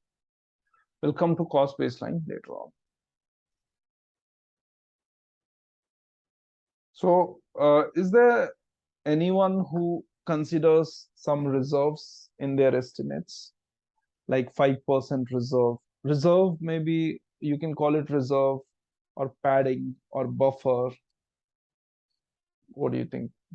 Does anyone take any reserve, any contingency allowance or something, contingency cost or something?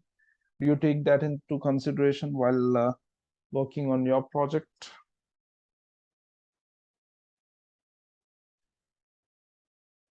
What do you think? Do you uh, consider any kind of reserve or contingency for the risk? For the risk, something like there is a risk involved in a particular activity, so you're keeping additional money for that activity, right? I think it's very common in the industry. So Apply Nadu and AP are taking this. So Apply Nadu and AP, which is how much do you keep this, and at what level do you apply uh, these reserves?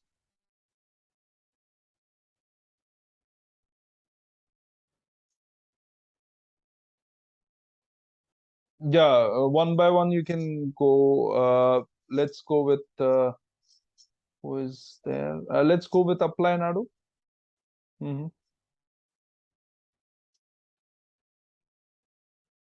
5% on the top of the project. Okay, for the total value of project, 5%. Right. So that's another practice that you can apply the reserve. Uh, Sorry. Mhm. Right. Okay. All right. Overall cost above that 5%. So there are lots of other things also involved there. Okay. And AP for you.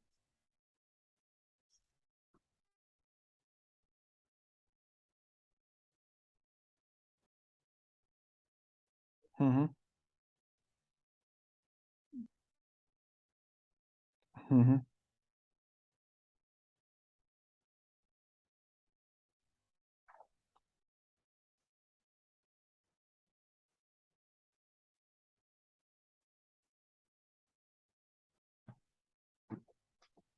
Right.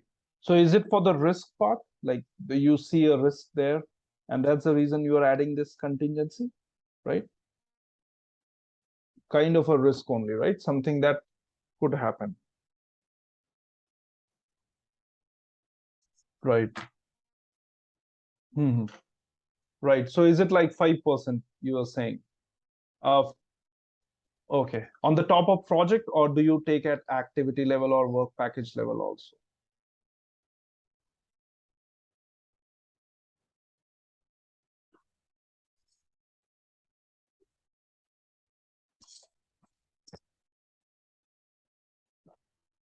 WBS level. All right. So you don't add this to all the packages, just some packages where it is required. Right? Okay. All right. Yeah, that makes sense. This is something that is considered as well. Sometimes people also take it at activity level. People take it at work package level. So at any level we can take. So let's try to understand these reserves. I'll show you where in PMBOK it is mentioned. First, let's try to understand.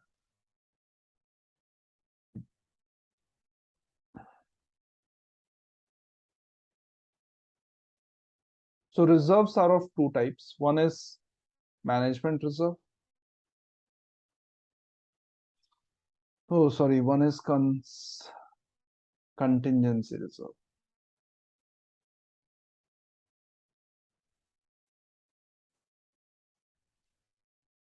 This is something which is set by the project manager.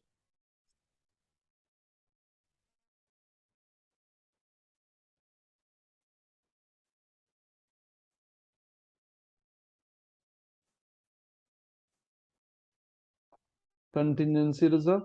Contingency reserve is added in projects to account for identified risks.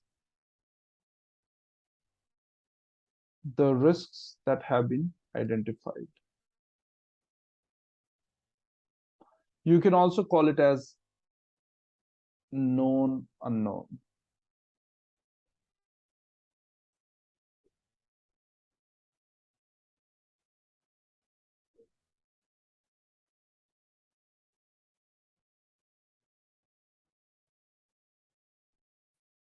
Example, and known unknown is not something that I have made up. It's there in the PMBOK as well. I'll show you. Example is rework. So rework is an identified risk. It's called known unknown because you know that rework is going to happen in your projects. That is why it's known. That's why it's identified. But how much of rework is going to happen, how that rework can impact your project, that you don't know. That is something that is not there in your, it's not something that you have considered. So rework, can happen, but how that rework can impact your project, you have no idea about that. So that's why it's unknown as well. Known unknown. You know that rework is going to happen. It's inevitable. You will always see rework. You will just assuming that it is going to happen. And how much money will it cost for rework? You can just mention that. So that's a contingency reserve, you can say. But for different kinds of risks, you can add contingency reserve at activity level, work package level, project level. But here it is, in this example, rework could happen at any level. So example is, the explanation for this is the baseline. So the cost baseline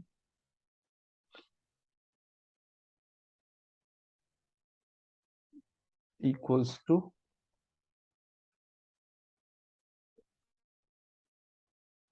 cost estimates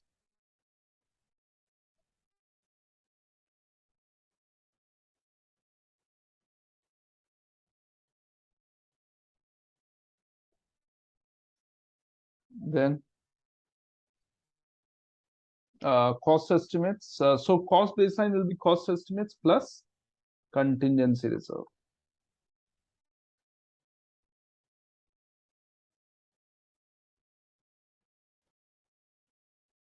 Then next is, let's go to the next thing. Let's say your sum of all the cost estimates was $100 and you added contingency reserve above that 10%, let's say.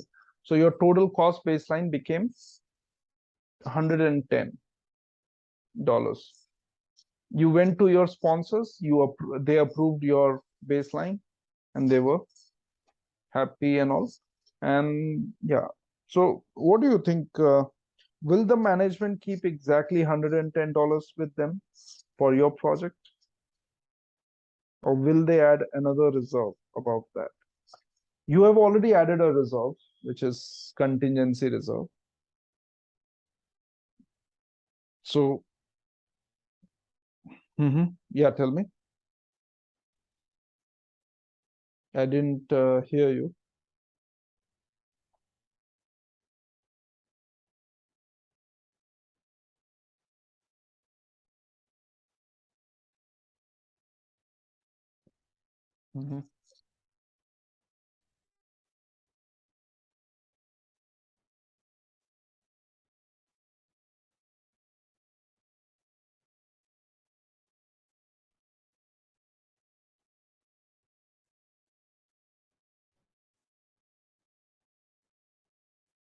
Yeah, I mean, it's not approved yet, right? When they are reducing, that means it's not approved. What if I'm saying that once it gets approved, let's say $110 gets approved after multiple iterations. Obviously, it's not like a one step thing, right? You have to iterate it multiple times for approval.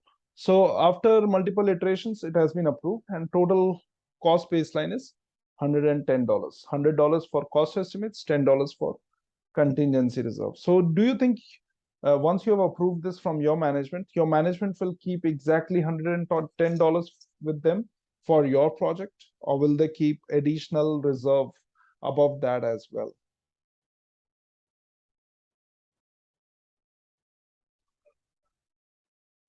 Why they would keep this reserve, additional reserves? Because we have already added this contingency reserve.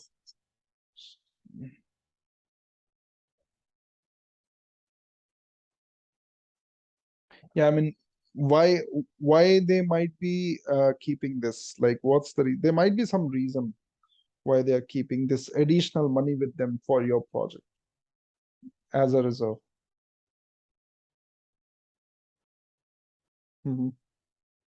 Right,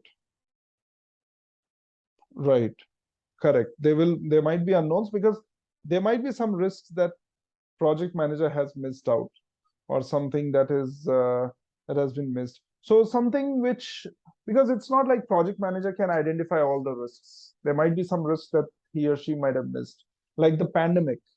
No one really expected this. So it's for the unidentified risks. Okay. So management will keep additional reserve above that. Management reserve.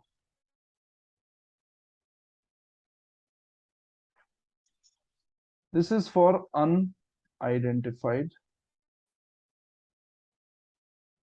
risks.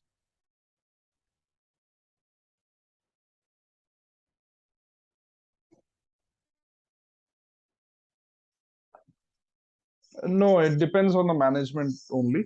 Your sponsors will add this. So again, it's somewhat related to business, management. So they will have their own thumb rules based on business strategy and all. So it's not something, it's happening outside the project, kind of, because it's your sponsors who are doing this. So they will have their own strategy. We as project managers might not even know, but there is no any fixed thumb rule or anything, at least in the PM work. Yeah. But mhm, mhm,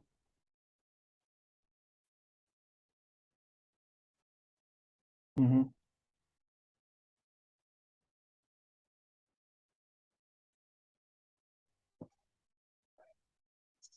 mhm.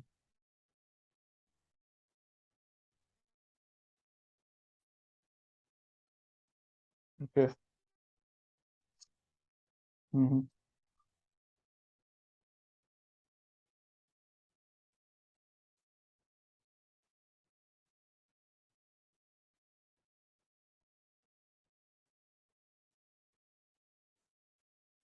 mhm.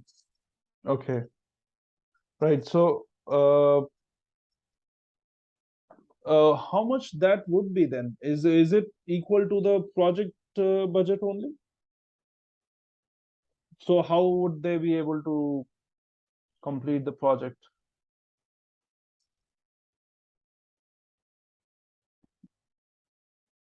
Hmm.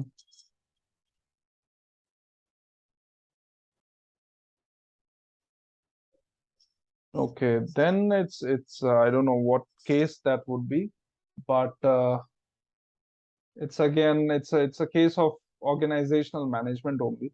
We can't really put that into. So that's an exceptional case, you can say, something to do with organization, not really the project, right? Uh, because they should have assigned some budget to this vertical, this project or program, whatever it is that they are starting. Okay. So why do we consider management reserve? Not we. As a project manager, you don't have to assign management reserve. You might suggest your sponsors for this. Ultimately, it will be your sponsors who will it would be your sponsors who will decide on management reserve. So that's for the unidentified risk or unknown unknowns. Example will be unforeseen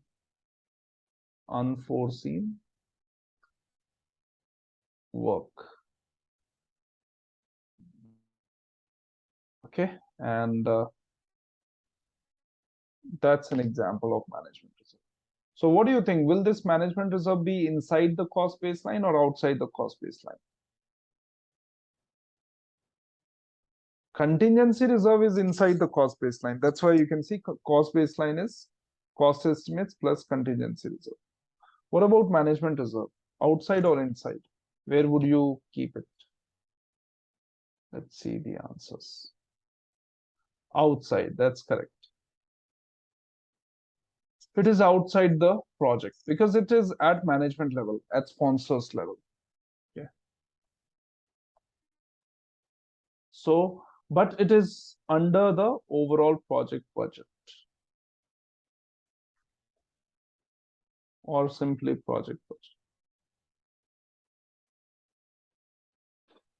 So overall project budget equals to cost baseline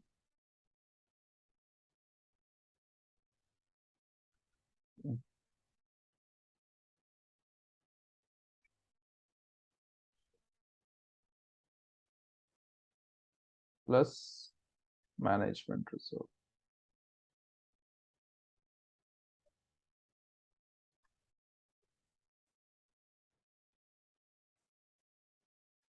That's it. This is the difference between contingency reserve and management reserve. Okay. One is assigned by the project manager, one is assigned by the management, the sponsors above it. Let me show you these two. If you're wondering where it is in the PMBOK, so let me show you the PMBOK. So on obviously contingency reserve you will find under estimate cost process. If you go to estimate cost, you can see in the inputs they have mentioned risk register, right? And look at the date the data analysis technique, they have mentioned reserve analysis, and in the output we have cost estimates. So based on reserve analysis only, this is done. So reserve analysis will help you determine the contingency reserve. So then it gets added into cost estimates. And let's see this reserve analysis.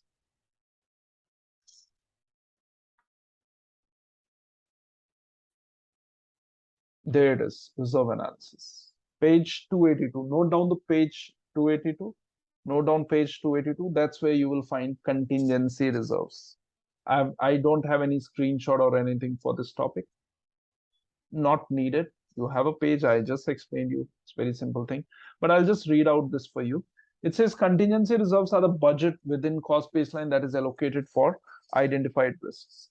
Contingency reserves are often viewed as part of the budget intended to address the known unknowns that can affect a project. For example, rework for some project deliverables could be anticipated, while the amount of this rework is unknown, right? So rework is the example I took. So contingency reserves may be estimated to account for this unknown amount of rework. So you can provide contingency reserve at any level you want, from activity from specific activity to the entire project level. At any level, you can apply this contingency reserve. That's your choice. It's not, there's nothing here. And how do we assign this contingency reserve? It could be a percentage. You can see it could be a percentage of estimated cost. It could be a fixed number, or it could be developed by using some quantitative analysis, right? Is contingency reserve part of the cost baseline? Yes, it is part of the cost baseline. They have mentioned it here only. Contingency reserves are the budget within the cost baseline. They have mentioned it here also. Contingency reserve are part of the cost baseline and overall project funding requirements. That's the thing with contingency reserve. Where is management reserve, you might be wondering. See, in estimate cost, you will get contingency reserve on page 282. In determine budget, you also have this reserve analysis, and you also have risk register, agreements and all. So this is where you are going to see management reserve. On page 289 under data analysis. It says management reserves are an amount of the project budget withheld for management control purposes and are reserved for unforeseen work that is within the scope of the project. Management reserves are intended to address the unknown unknowns that can affect a project. And is it part of cost baseline? No. Management reserve is not included in the cost baseline, but is part of overall project budget and funding requirements. Right. So that's management reserve.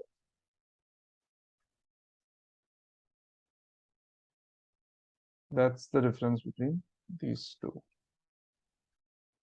Now let me show you this thing. This is project budgeting components. So you can read this from right to left. That's how we read this, from right to left. So let's read this in the PMBOK. PMBOK is a better place to read that.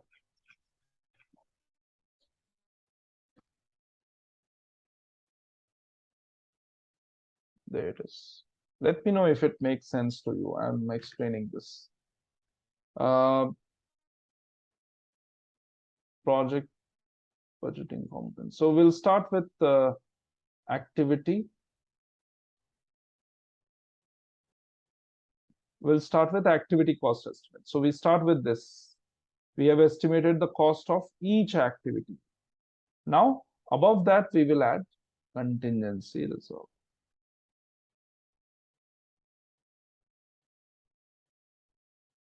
Now,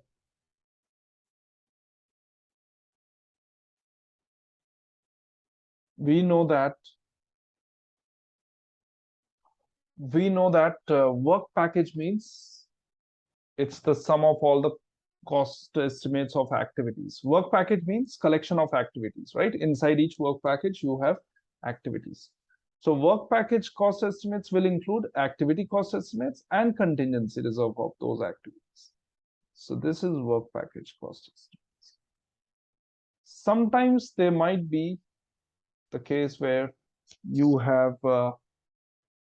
contingency reserve above work package level as well. Is that something that anyone has seen?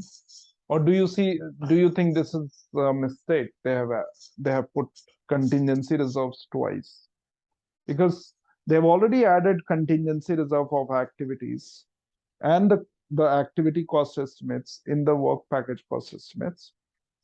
Now, again, why are we adding contingency reserve? Don't you think risk can be there at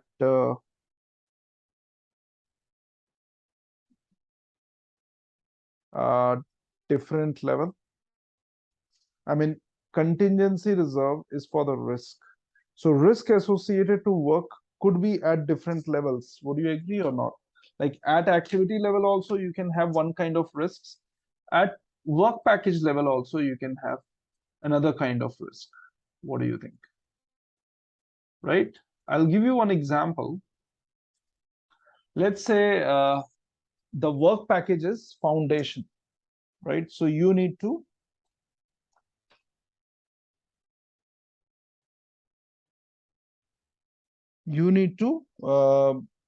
build a foundation.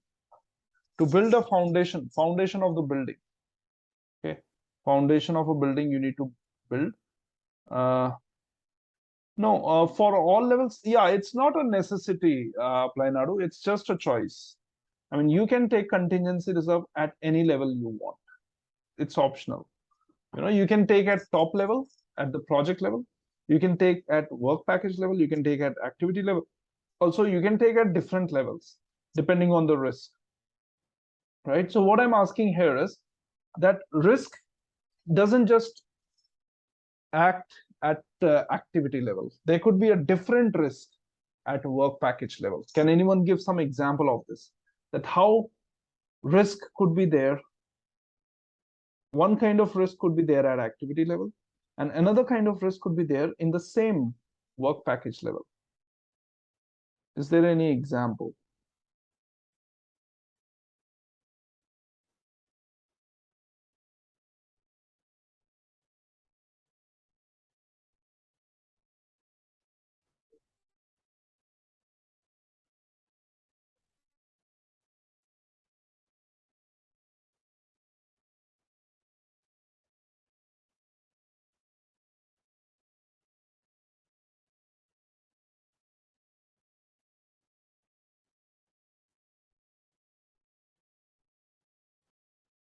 What do you think? Any example?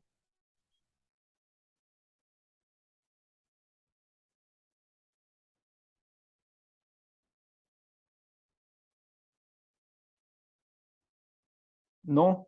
Okay, let me give you an example. Rework at activity level. Okay. All right. So rework is a risk associated to activity. I agree. And at work package level. So let's say I'll give you one example. Foundation of a building. Foundation of a building, is that the work package or is it activity? Foundation of the building.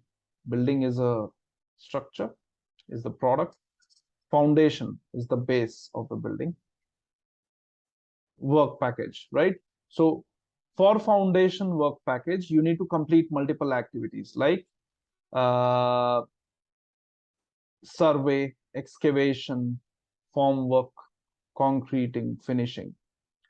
Don't you think each of these activities can have their own risk? Survey, risk could be rainfall. If there is a rainfall, there won't be any survey. It will get delayed. Excavation, excavation risk could be that again rainfall. Due to rainfall, if the excavation is not possible, we might need to buy some equipments like an excavator or something, right? Then concreting can also have its own risk, something like wastage. What if the concrete gets wasted, too much wastage happens, or concrete gets set or something, something like that. So that is another thing that we need to keep in mind. So each activity can have its own risk. So for each activity, we have added contingency reserve. Let's say out of 5 activities, for 3 activities, you have added contingency reserve. For 2 activities, you thought that there's no need to add contingency reserve. So that's fine. Now,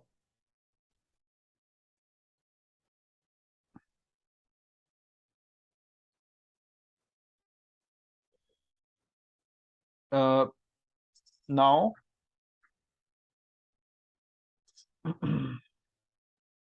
at work package level, that means at foundation level, foundation, when the foundation is built, let's say, is there any risk associated to it when the foundation is completed?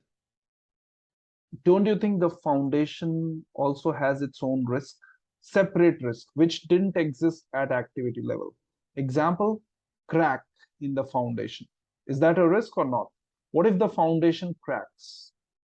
When the foundation is built, What if there are cracks in the foundation? Don't you think you will need money to repair those cracks? Additional money. You might need to buy some adhesives or some chemicals to repair those cracks. Agree or not? What do you think? Can you see two kinds of risk? One was that at the activity level, you have to do the work again, or maybe survey gets delayed or something like that. Or maybe you have to, uh, rent an excavator or something for another day. But at work package level, there is another risk. The foundation may have cracks. So for that, we need to repair the cracks. Understood?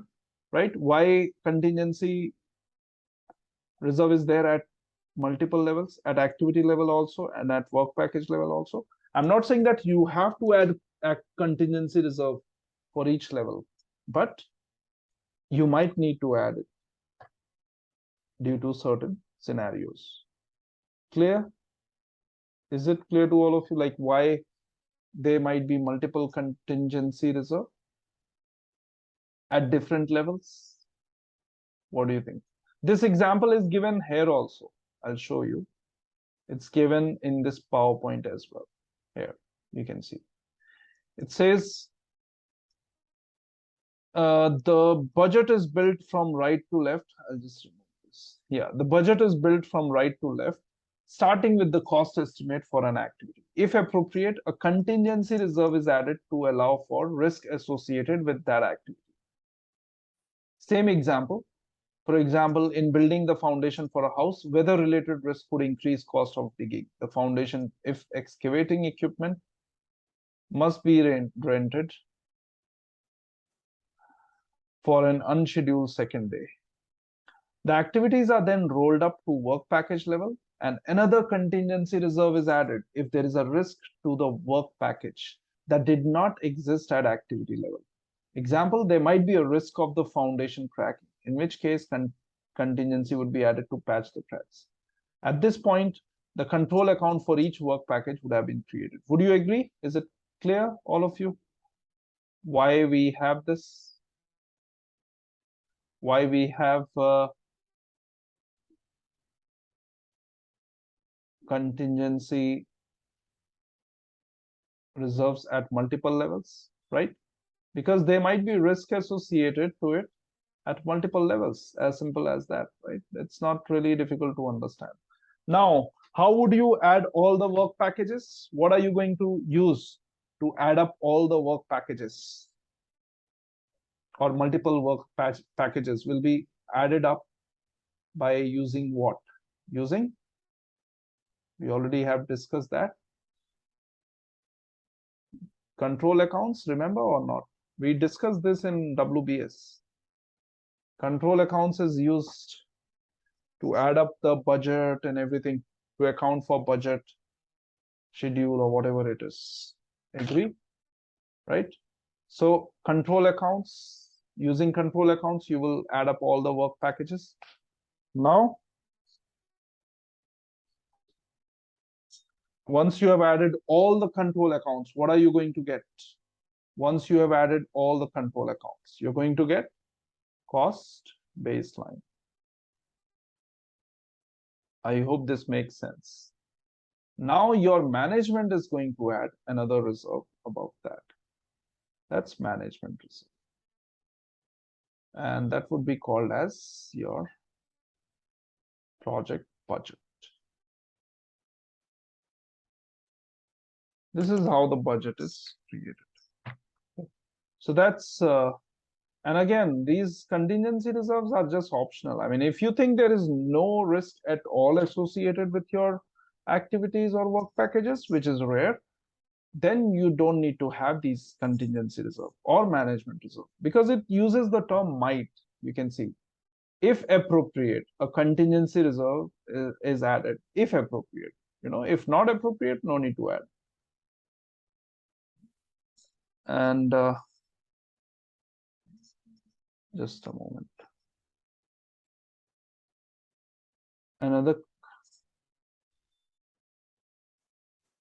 The activities are then rolled up to the work package level, and another contingency reserve is added if there is a risk associated to work package that did not exist at activity level. That we have already discussed. At this point, the control accounts for each work package would have been created. All of the work package estimates are then rolled up to create the cost baseline for the project. So you get the cost baseline, and then the sponsor might add a management reserve to account for unknown unknowns. Above that, the sponsor adds the management reserve. And then what, and you can see might, the word might is used, it's optional. Or unnamed risk that could not be identified at activity or work package level. This results in the budget for the project. So then you get the project budget. That's how we get the budget. So I hope this is clear to all of you. Now, after this, we'll talk about the baseline. We'll go back to the baseline. So before starting the baseline, let's take a very short break. Let's have some tea or coffee. And then in 15 minutes, 15, we'll meet again. I'll just resume, pause the record. Okay, so let's continue now to the next part. Next, we have cost baseline. So now, why did I go to the next slide before discussing cost baseline? Because we have to discuss, we had to discuss few things like management reserve and stuff before going to this particular definition, because this definition consists of those terms, right? So let's look into that. And first of all, I'll underline the statement, which is the common statement. Do you remember this statement, which you saw in the scope baseline definition as well? The statement which is for the baseline. I mean, it has nothing to do with cost, scope, or schedule. It's a common statement for all the baselines. Agree or no? What do you think? Baseline, the approved version of dash, which can be changed only through formal change control procedures and is used as a basis for comparison to actual results. What do you think? Would you agree that this is the common statement, which you can see in not only cost baseline, schedule baseline, scope baseline, everywhere it will be same, right? So again, you don't need to memorize this statement, right? The statement will remain the same no matter what baseline we are talking about. The second thing is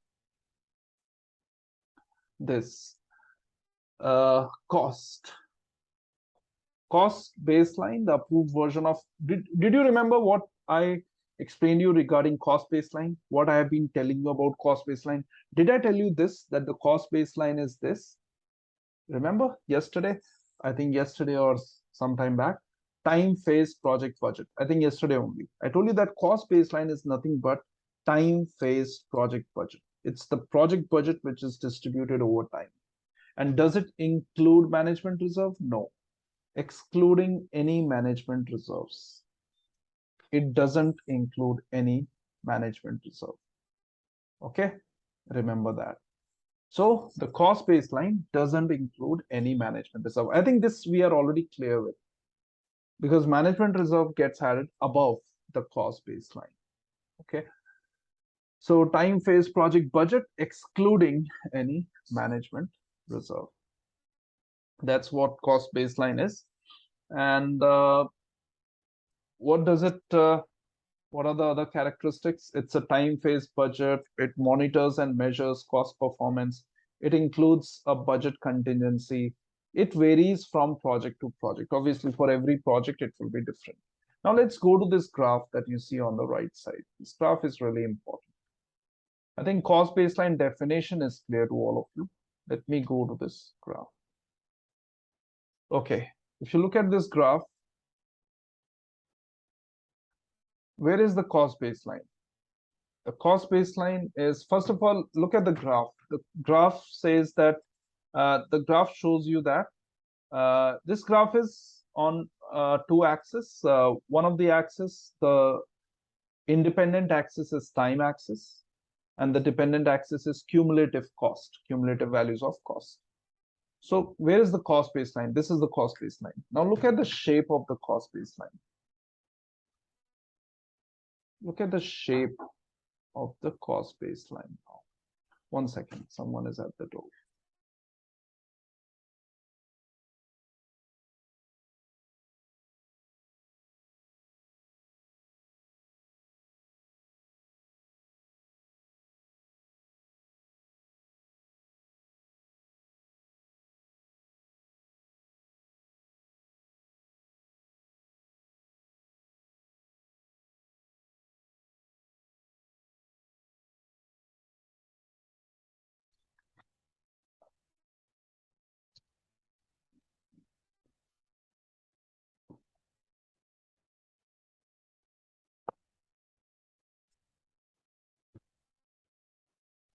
Okay, so yeah, so I was talking about this graph, and look at this graph here.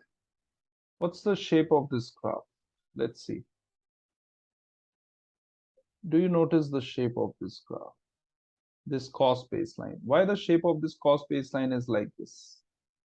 Like this means S.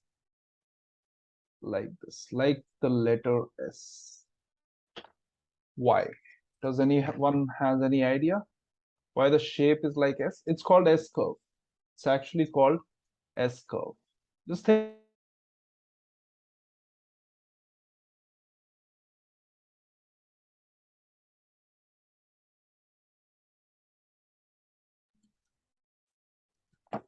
One second.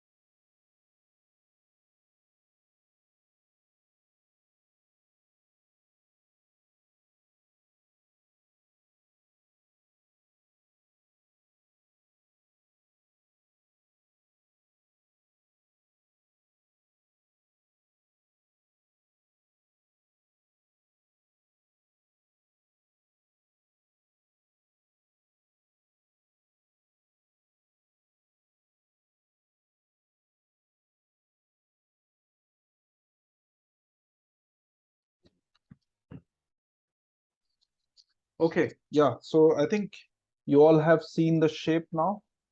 The shape of this graph. You have the PMBOK with you, so you can see there as well. Although I was not sharing. So why the shape is like this? Anyone? Anyone thought about it? Let's see. Mm-hmm. Mm-hmm.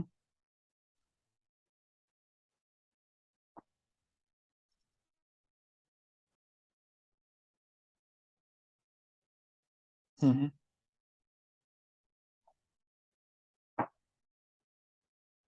Mm-hmm. All right. And towards the end.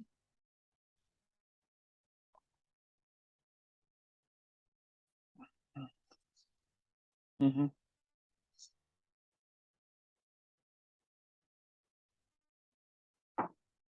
Right. Okay. All right. So that's one explanation. AP, what about you? Yeah. Mm-hmm.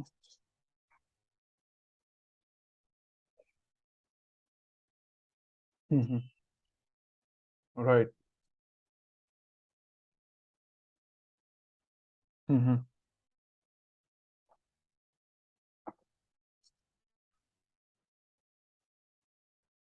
Mm-hmm. All right. Okay. Yeah, that's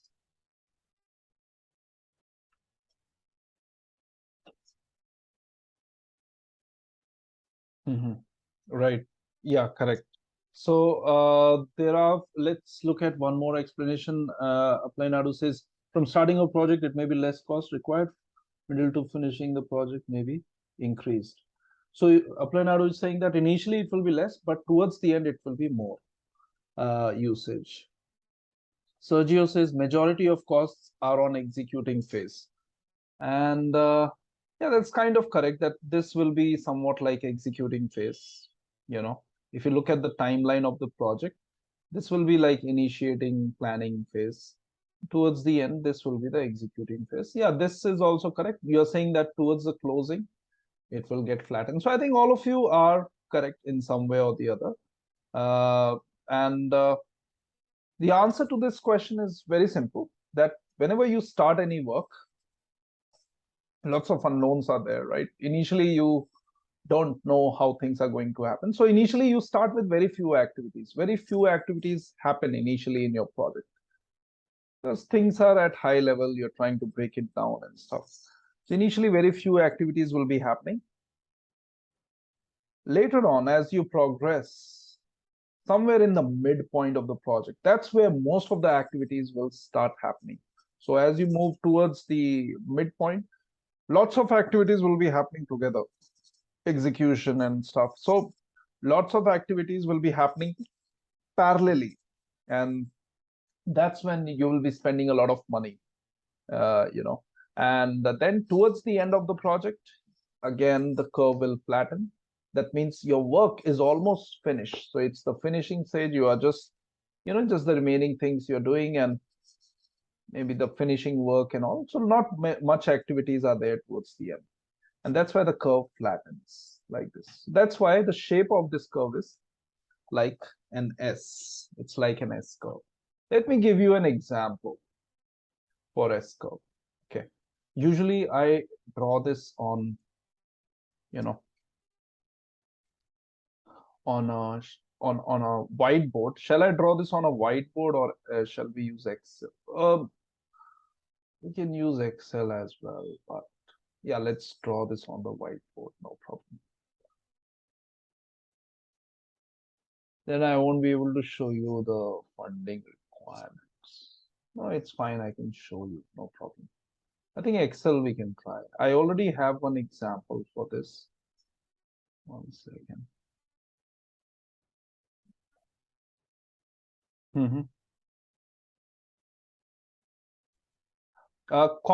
This cost management, I think we'll be able to finish. I'm not sure about the schedule management today. So maybe schedule management will be planning next time. So maybe another, for this one, cost baseline, another half an hour or something. We'll finish it. Yeah, right. So I'll not let you wait for too long today, because of course it's a Sunday, and also we'll plan schedule management this week. You know, we'll see according to your all your timelines. We can schedule it. Otherwise, I have pre-recorded session for schedule management. I can share that as well. But if you want to attend live class, we can do that. We'll see. We'll plan for that. Not a problem. So this is the cost baseline. I'll share it with you, but first I'll try with you know, I'll try on Excel as well. This one. 1 second.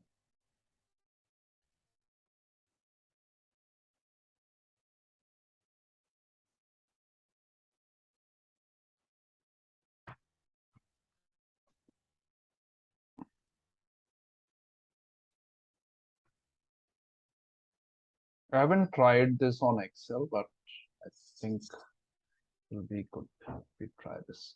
Yeah, so so let me replicate this only. This is my time in weeks, 12 weeks. So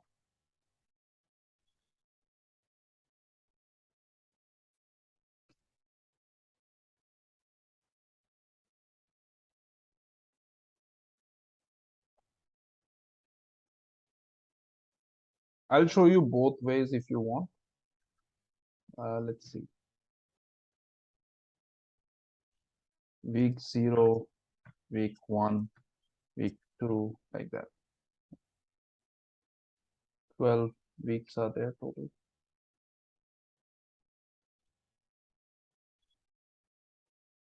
One more.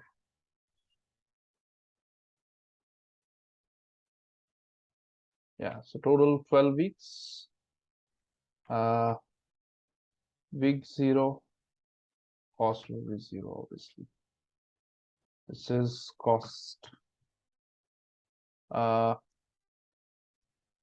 This is just cost. What is the cost on next week?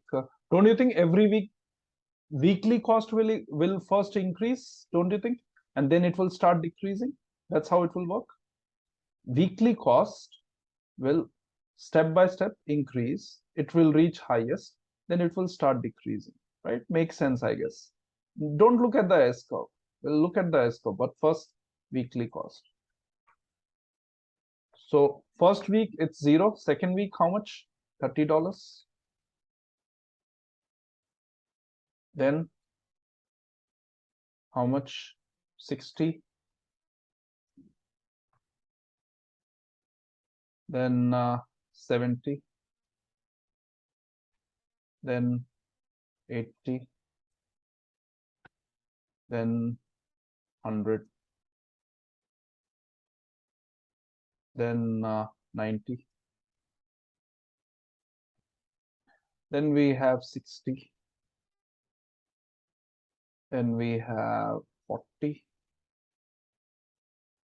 Then we have 30.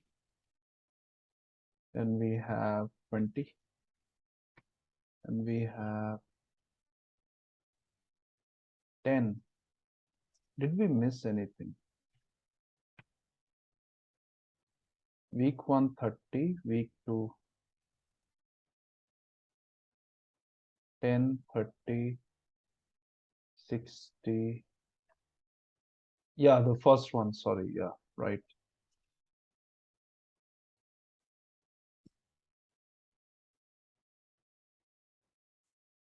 Right. Same.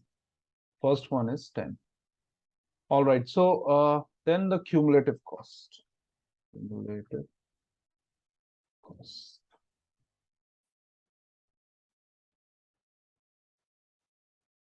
I'll do one thing.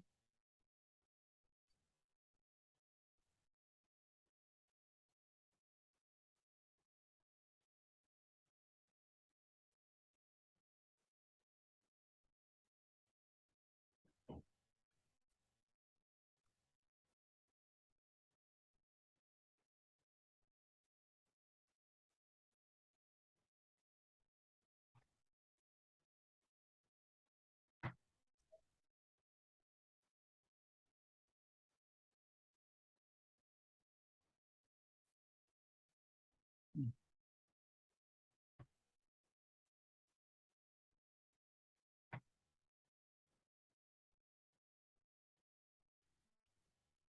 600 total. All right. So total 600. That's the budget at completion. BAC 600. Okay. Now let's see if we can get a graph here. I don't know. I haven't tried. I'm just trying this. Let's see if it works. I'll first insert a graph for this bell-shaped distribution. Simple, this 2D. What's that?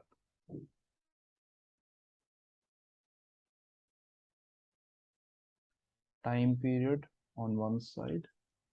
Okay.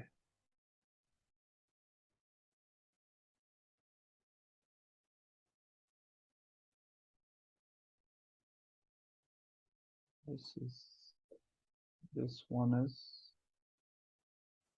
no.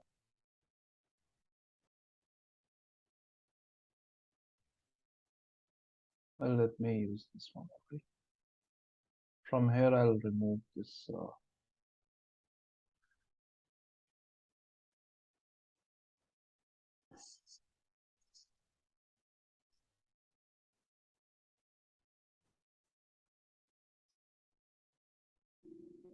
Data labels.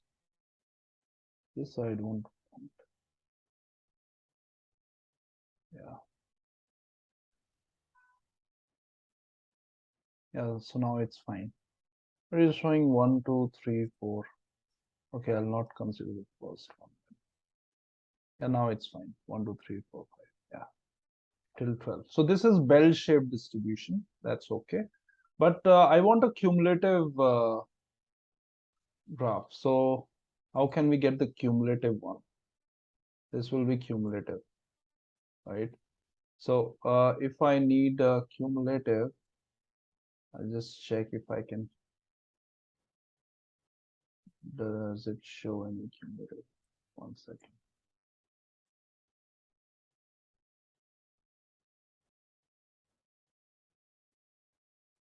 Linear exponential.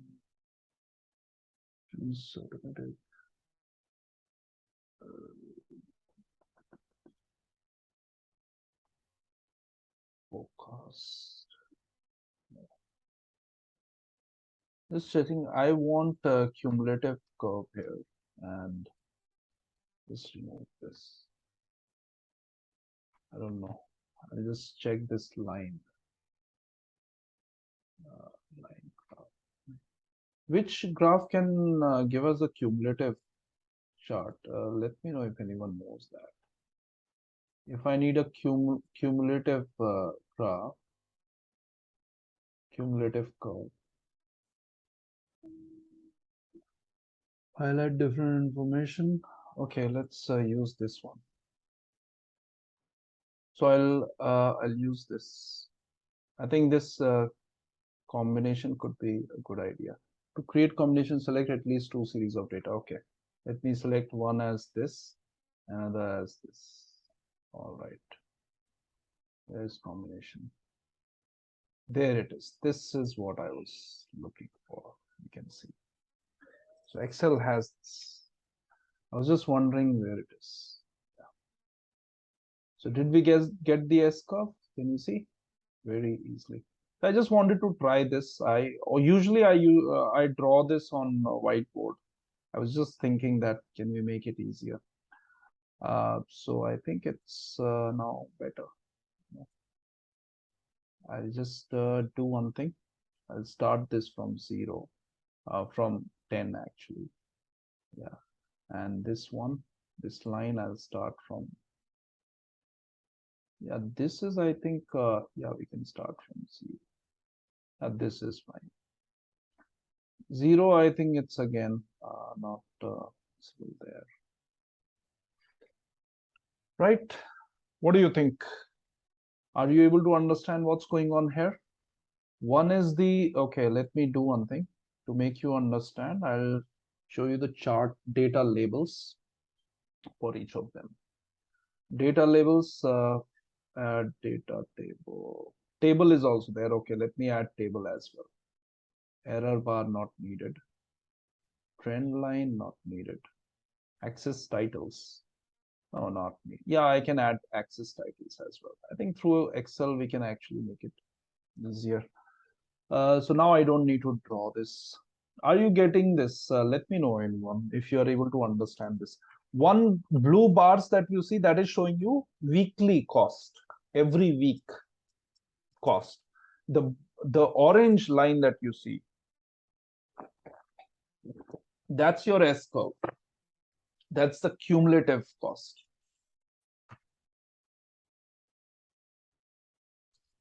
Let me know. I'll share with you both the things, the Excel as well as the whiteboard chart. I just wanted to try this today. Since we have time, I tried it and it worked. So cumulative cost, let's say it is in rupees or something. Okay. Rupees. How to get symbol for rupees? I think it's control function dollars. No. Alt.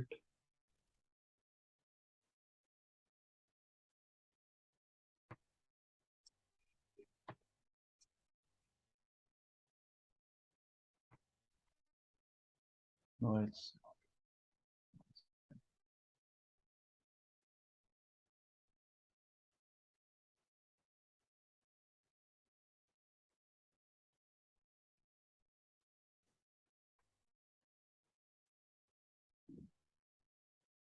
Yeah, I hope all of you are getting this. Okay. So this is cumulative cost. Let's say in dollars only, it's fine. And this is your which axis? This is time axis, project duration. In which units shall we keep this? Weeks. Right. That's done. And what else? I think it looks fine. I don't need these values.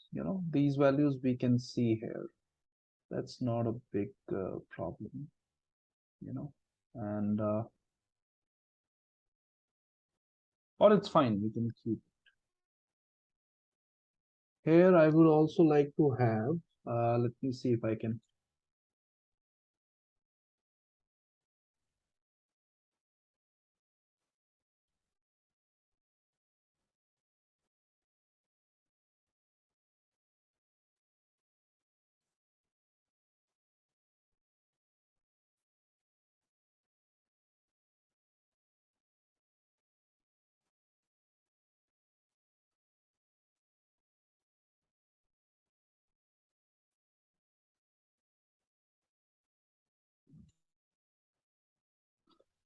Format, data series, change series, chart type. What's that? In combination, one is clustered column, one is line. Okay. So I'm using line. I can use this one as well. Line with markers. This is actually what I want. I want the markers as well. Can I change the style of markers? Let me see. Yeah, I can change it. Let me change it to blue markers or something. This color is fine. No, let me make it dark green. Yeah, this looks better. Now I have the markers as well, so I know at which point. So I think this looks good. I hope the cost baseline thing is clear to all of you. And this concept of cost baseline, I could have shown you this way also, but I think this is fine. I mean, as a project manager, we should always, make things easier. And this is easier than that, drawing on the whiteboard. And it's the same graph actually, but we have drawn it here, right? So what does this tell you? This tells you that you can actually use this in your work. You can create an S-curve in your work. You will not get a perfect S-curve because your usage of cost might be varying. That's fine. But at least you will be able to create an S-curve like this. Okay. And what else can we do using this S-curve? Before that, let me give you a little idea on S-curve. See, this S-curve that you see, it's not just relevant to project management. It has a lot of use. Don't you think population of a country also follows an S-curve? Because it's a concept of statistics. Don't you think population of a country will first increase slowly, then it will reach optimal point, and then it will start decreasing for one wave of population. Then a new wave of population will start, another S-curve will start, right? Like with Japan, what is happening? Japan is towards the end of the S-curve, right? And a new wave of population will start in Japan in few decades. Let's see. While India, China, they are still somewhere here, at the optimal level, and we'll see a decrease in population in India.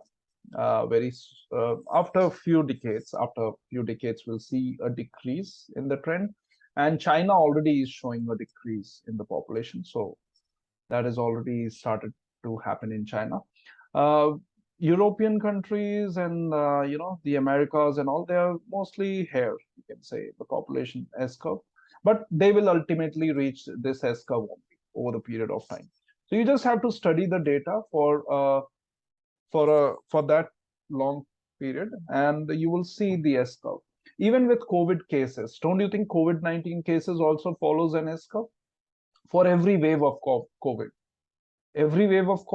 have you seen this happening? That first the cases, daily cases or weekly cases starts increasing, it reaches optimal, then it starts decreasing. So it also creates an S-curve. And I'll show you one example if you want.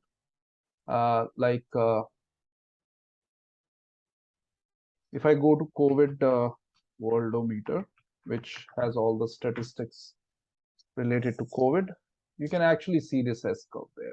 So S curves are everywhere. I mean, you can actually see these examples. So you can see these are daily new cases, and if you go to linear, these are small S curves.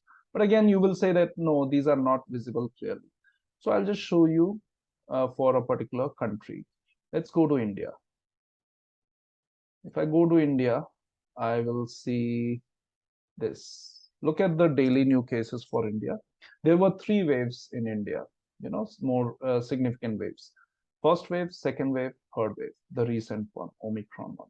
And I don't know what is this. Yeah, it's the current increase in cases, but that's not, that's not significant.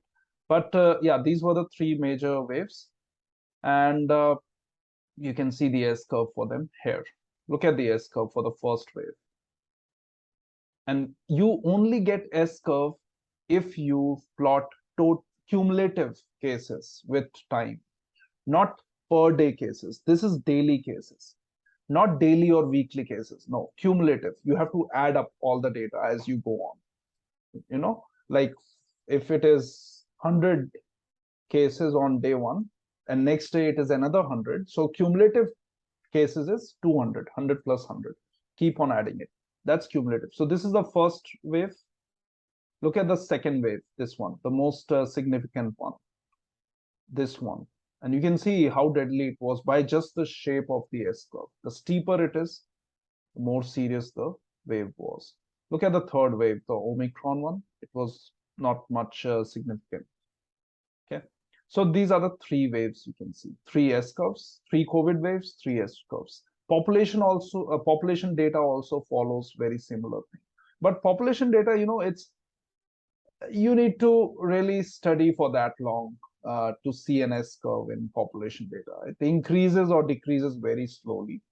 But yeah, at least we are able to see the population data for Japan. We are seeing that they are reaching towards the end of S curve, and a new wave will start there as well. Okay.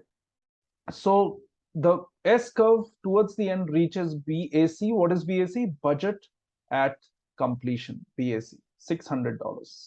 That's the budget at completion. Here, cumulative cost versus time. That's what we are plotting. Okay, so that's S curve. And I've also shown you S curve here. I'll just mention here, what shall I put here? Cost baseline. Okay, cost baseline and dash S curve. Now from next trainings, I will actually draw these curves using Excel only. I'll be able to save some time, and it's more interesting. What is that? Why?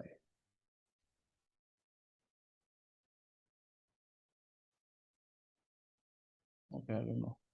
Okay, underline is on. 1 second.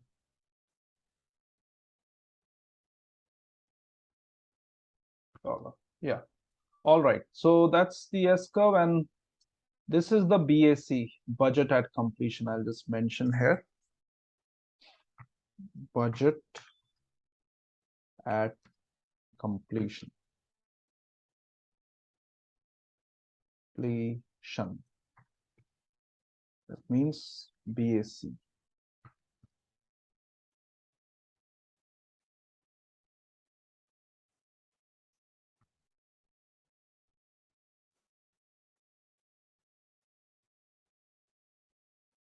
Equals to how much in this? $600. $600. Okay. Merge. Yeah. This is $600 budget at completion. And what else do we see? Yeah, that's the only thing worth noting. And is there anything else?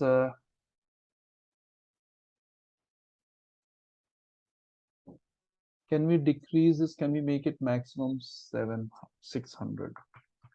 Then I think we'll get a better, yeah. Right. So this is better. We were actually, yeah, this is better. It's more elongated.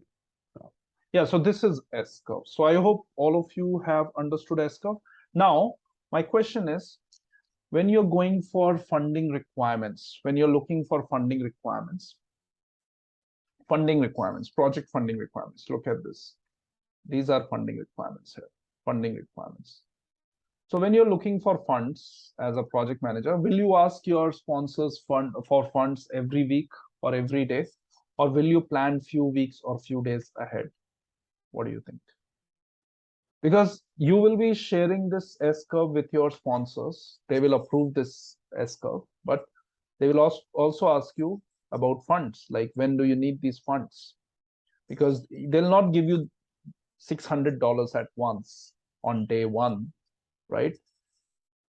So are you going to ask for funds every week? Like at the start of week one, you will ask $10, then $30, then 60, then 70, then 80, then 100, then 90. Every week you are asking money from your sponsors. Is that how you will plan for the funding requirements? Or are you going to plan for few weeks ahead? What will be your strategy as a project manager? What do you think? Anyone? What are you going to do in that case? Are you going to ask for funds every week or every day? Few weeks ahead? I hope all of you agree with Saloni. Few weeks ahead, right? And that you can plan. No? Yeah, few weeks ahead. All right. Yeah, few weeks ahead, right? So monthly again depends. So apply Nadu if your project is of just 2 months long, then you will not ask monthly, right? It depends on the project duration. But the point here is that you will ask for funds stepwise in small intervals. That's the point, right? It cannot be monthly, weekly. We can't really say. It could be daily as well, depends on the length of your project, time duration of your project. So how will we be planning the funding requirements here? What do you think? How much funds shall I ask at the start of the week? How many weeks ahead shall I plan? Shall we plan 4 weeks? First, let me mention funding requirements here. 1 second. 1 second. Just give me a moment. Funding requirements. This is week. This is funds. Okay, now tell me. 1 second. Just center everything. Okay.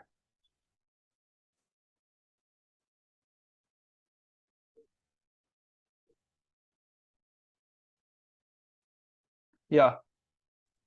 So now tell me, on week 1, at the start of week 1, or let's say 0, at week 0, that means at the start of week 1, how much funds would you go for? First 3 weeks? Shall we go for first 3 weeks? Let's go for first 4 weeks, I think. Okay. If we are going for first 4 weeks, that means what will be that? We are aiming for, can we say this is the point? This is how much we want, right? This is the funding requirements. Although it's mentioned, the amount is mentioned here, but I'm just drawing this line.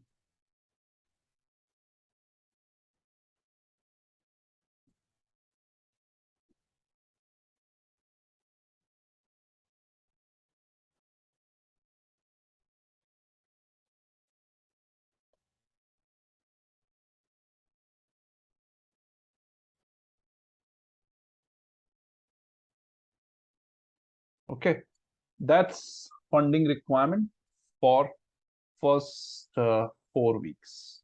How much funds? 170. Remaining, tell me the next one. Next, let's ask for the next 3 weeks. Okay. So at the start of week 1, we'll ask for $170. At the start of week 5, how much do you want? Next 3 weeks, shall we go for next 3 weeks, right? So next 3 weeks means 1 second, I'll just remove this. I will add a different arrow to this one.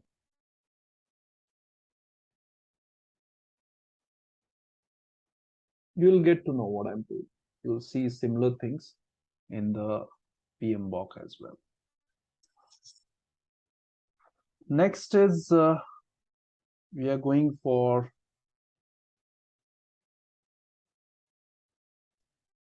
this one. So this much we have already asked, and it's the week. Yeah, next 3 weeks we are looking for. That means till here. Till here we have already asked. We already have this much fund. Now we will ask for another this much.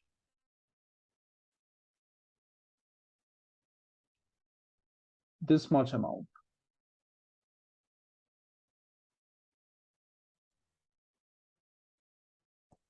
Okay, which is for 1 second.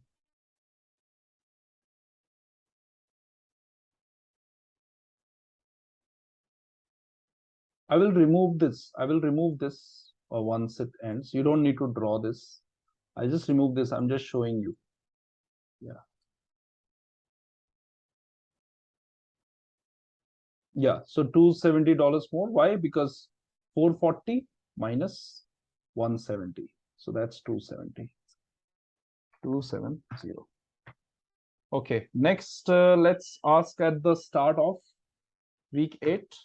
We can ask the remaining amount in this week, right? I'll just remove this arrow. This arrow we don't need, right? Even this arrow we don't need.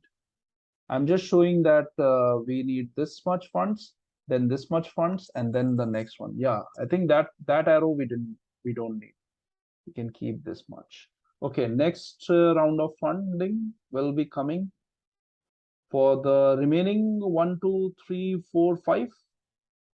Do you want the remaining, you want to complete all the remaining weeks now, right? I think that would be better. And I will just use this arrow. Yeah.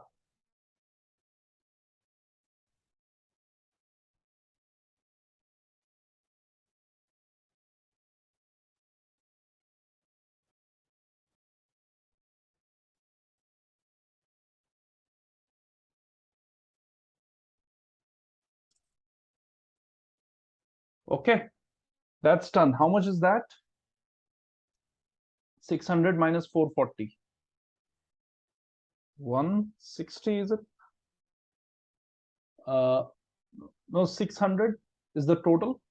Minus 440 is here, right? So 600 minus 440, right? 160.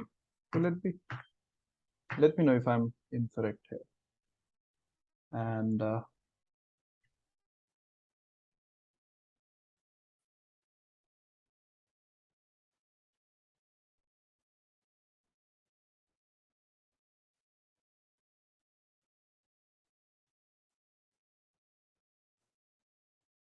these are the funding requirements.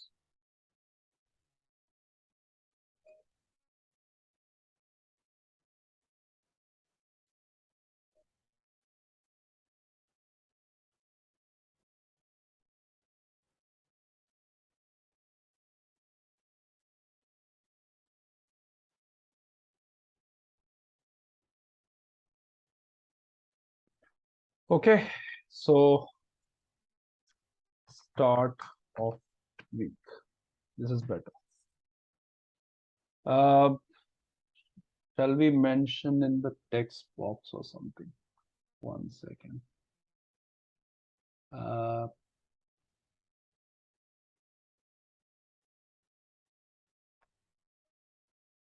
Yeah, text box we can add.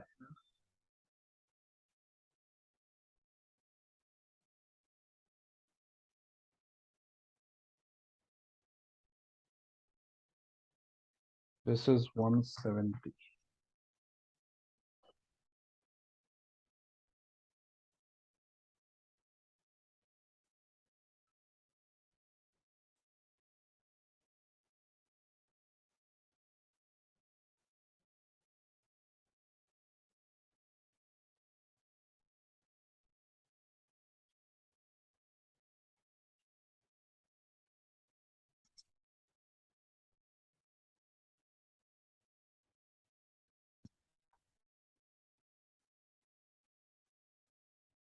Uh, 190.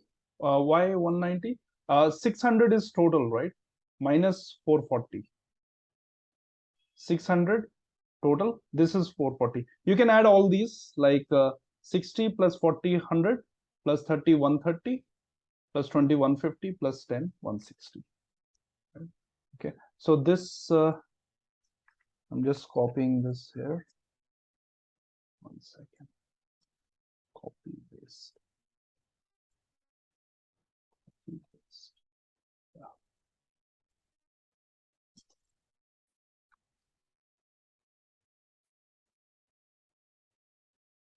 Little tricky here.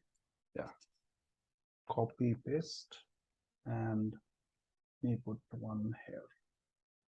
All right. So this one is 270 and this one is, and you can use this readily in your work. Why I'm doing this? So that you can use this practically.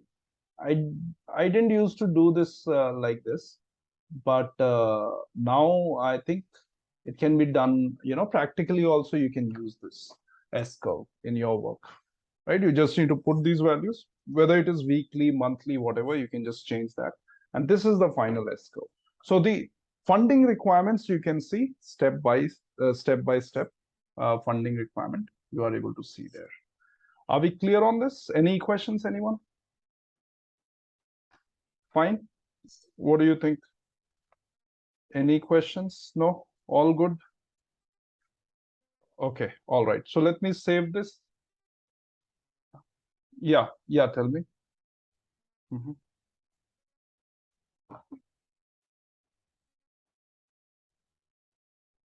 Okay, yeah, there might be some. So first 4 weeks we are considering 170. 3, yeah, 440. Yeah, it's fine. It's fine, I think. Yeah, no problem. Yeah, okay, no issue. Okay, so I think this is done. I'll save the file and I will share it with you. And I'll actually keep it with myself as well for future reference. And I'll just add this in the resources here somewhere. So we can use this as well. Okay, so that's cost baseline. Just check it. Okay, this is done. All right. Funding requirements also, I think now it's clear to you. And it's a very small example. In your projects, it will be more. So when you see funding requirements here, I think you know what it is referring to. BAC is budget at completion. That is where it reaches. And this is management reserve, you can see. So project budget, within project budget, we have management reserve.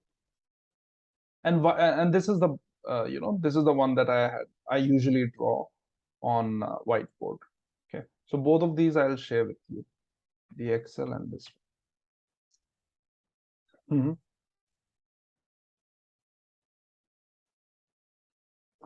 No, there are no rules. There are no good practices or anything for. There might be some best practices, but no rules as such. You usually it depends on the cash flow as well of your sponsor. How good or bad is their cash flow, right?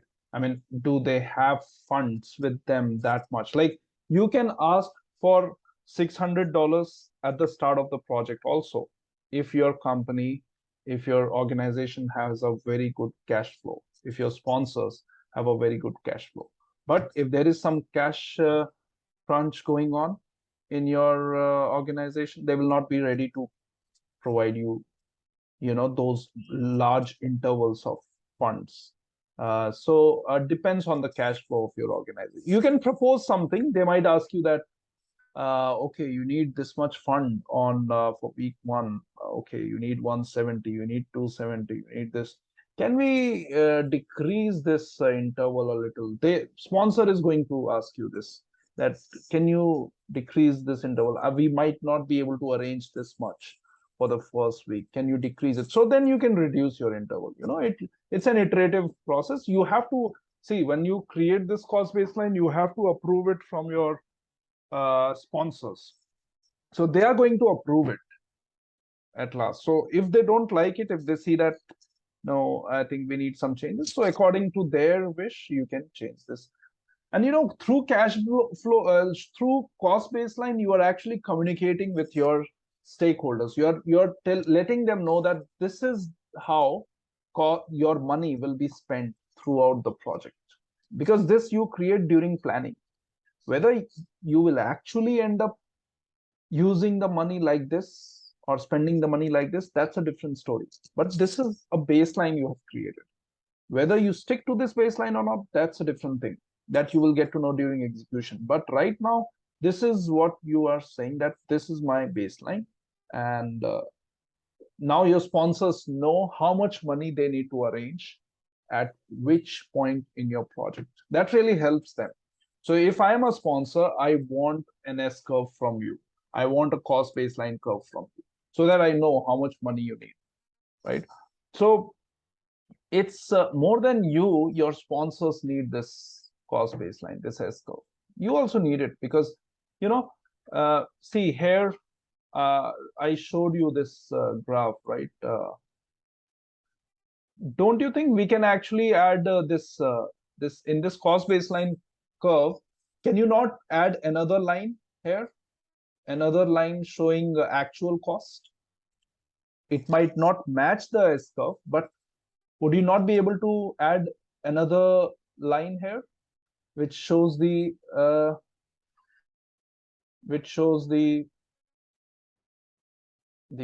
what, the actual cost? What do you think? Can we add it or not? Is it possible? I think it is possible, right? We can add multiple lines here, change series chart type. And here, I think we can add multiple lines. Yeah, there it is. This one is tagged line with markers. So multiple lines also you can add, and that you can do. Clustered line on secondary line, cluster line, area line, and all. So you can try this. This is the homework I am giving you. Okay, let's do this. So try to add some random actual cost. Okay, this is your planned cost. Let me mention here. This is your planned cost. Remember. Okay.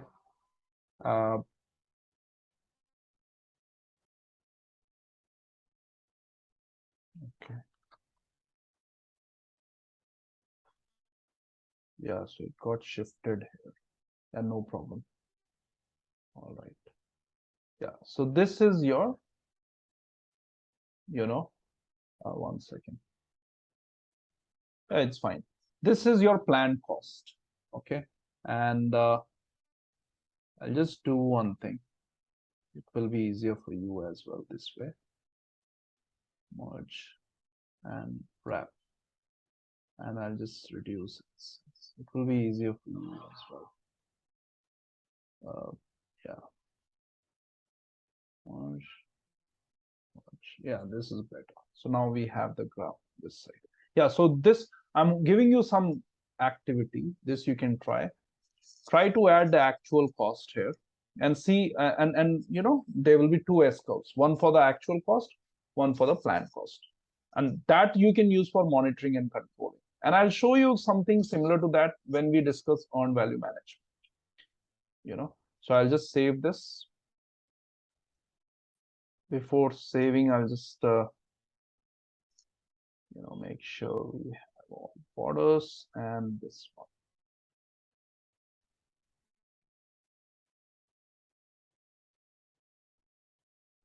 Okay, so that's it. This is your S curve.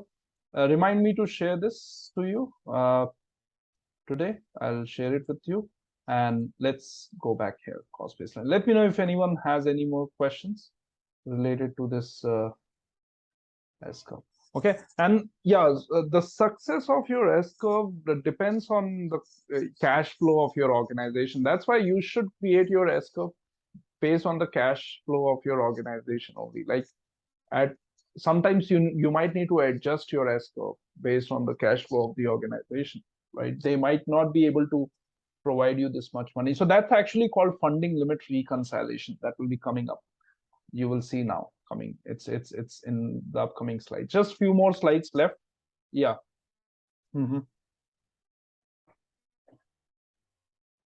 Yeah, the slope of the S curve you can clearly see here that the and yesterday I showed you all this software Primavera P6. You can actually use Primavera P6 also to draw these S curves. So look at the slope here. Look at the slope. So slope is the angle which the S curve makes with x-axis, with any curve makes with x-axis. And look at the change in slope as we go on. At the start, look at the slope. At the middle, look at the slope. And at the end, look at the slope. Can you see the difference between the slopes? At the start, it's small, it's less. The slope is less, angle is less, then it increases, then it again decreases. So slope, it is less initially, starts to increase, then it starts decreasing. And that is something that you expect. They usually when we say flattening of the curve is happening, that means we are at end of the S curve. And yesterday I showed you all this software as well, P6. Here you can see lots of I will not say S curves, resource curves. One of the resource curve is S curve here.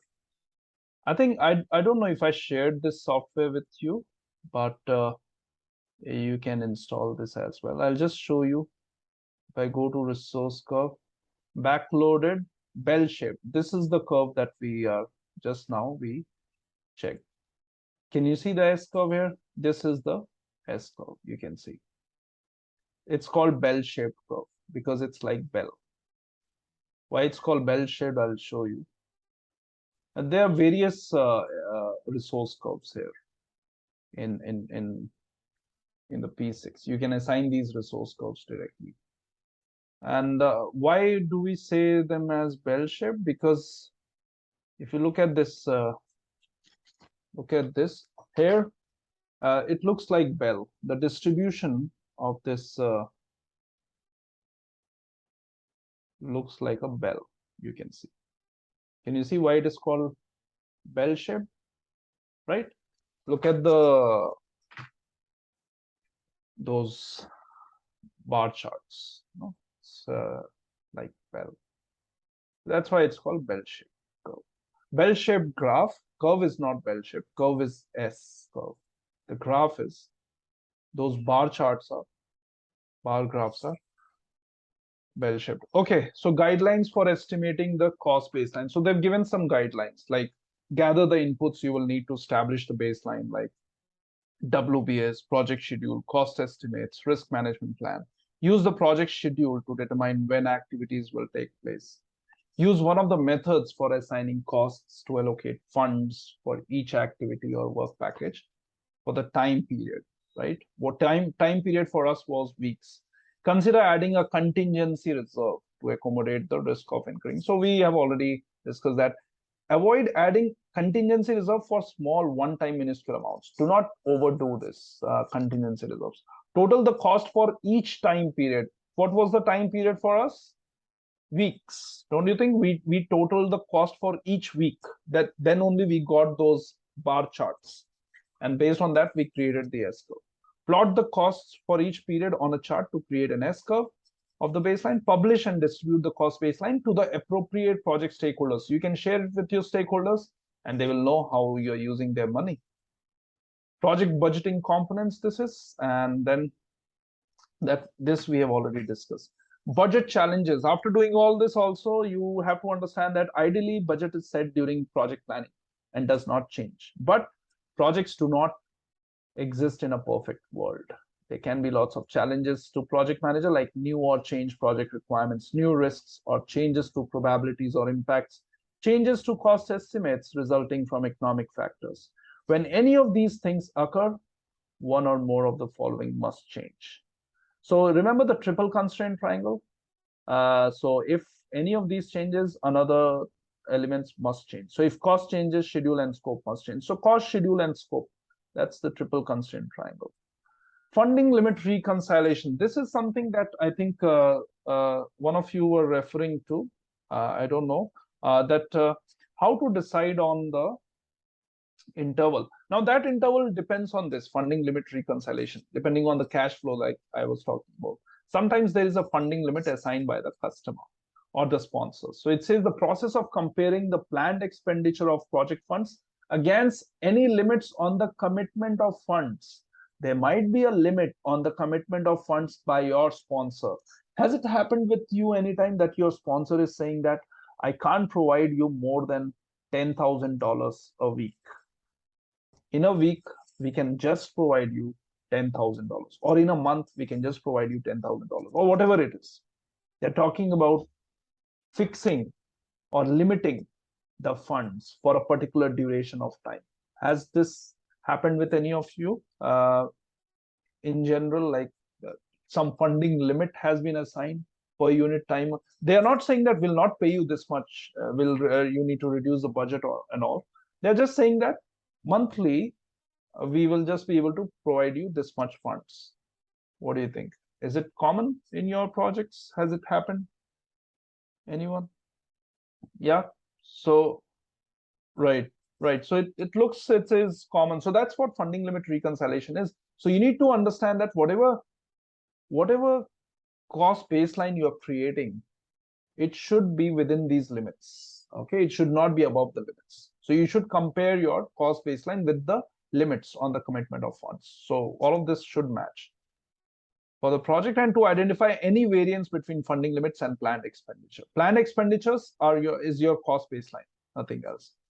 So most budgets assume steady incoming and outgoing flows. And here they have mentioned that funding limit helps regulate the outgoing capital flow to protect against overspending. So for the organization, it's very important, because for them, it's a way to reduce overspending on anything, because too much funds might go into a particular project and they'll not be left with money for other projects.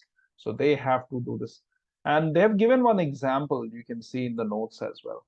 For example, customers set funding limits for large projects based on internal considerations, like when their fiscal year begin and end, how healthy their cash flows are. A customer who wants to spread the cost of a project over 2 quarters might authorize $250,000 in spending during Q1 and $350,000 during Q2. In response, project manager would need to align the resources, schedule activities. That means the whole cost baseline you might need to align with those funding limits. It should not exceed those funding limits. So when you're creating S-curve, consider funding limits as well. That's what you need to learn there. Guidelines to anticipate future budget challenges: keep the stakeholder register current, monitor risks frequently, monitor the performance of suppliers, monitor all changes happening to your project, follow the change management plan. Guidelines to determine budget. Guidelines means inputs, tools and techniques, and outputs. There it is. ITTO. Inputs, tools and techniques, and outputs. So review. All these are inputs. Cost management plan, resource management plan, scope baseline, risk register, EEF, OPA, all these. Use appropriate tools and techniques. They have not mentioned tools and techniques, but they have said use appropriate ones. So cost aggregation is something that we use. Reserve analysis, funding limit reconciliation, right? Understand project funding requirements or cash flow to enable the projects. That's what we created there on the Excel as well, cash flows. in the funding requirements. You know, those were the cash flows. At the start of first week, you need this much, this much, this much. You don't want $600 at once. That's not really good for any organization. You always have a limited amount of funds at a certain time, and you have to use it wisely, you know, as an organization, right? So update project documents as needed. That's it. And there is an activity based on S-curve, and that's the reason I explained S-curve in a little detail, because there is an activity, right? So this activity you can try. It's very simple. It's easier than what we did. So you just need to read this. Based on that, you need to put here weekly cost for each of these activities. First week, second week, third week, and you will get this. These are the weekly costs for these activities. Now you can put cumulative values, 5, 8, 11, 17. This is cumulative. That means you need to keep on adding. Total $33,000. Now you need to plot it on the S-curve. And remember, you can do it manually, but I would suggest you to do it on Excel. Manually also you can do. I usually do manually only in trainings, but I think on Excel I tried today and it worked very well. It was quick. So use Excel and you will get something like this. Try this on Excel, and maybe next time when we meet, we can discuss if you were able to draw this or not. Right? So that's it for today. I think we should end it here, and let me first pause the recording. Yeah.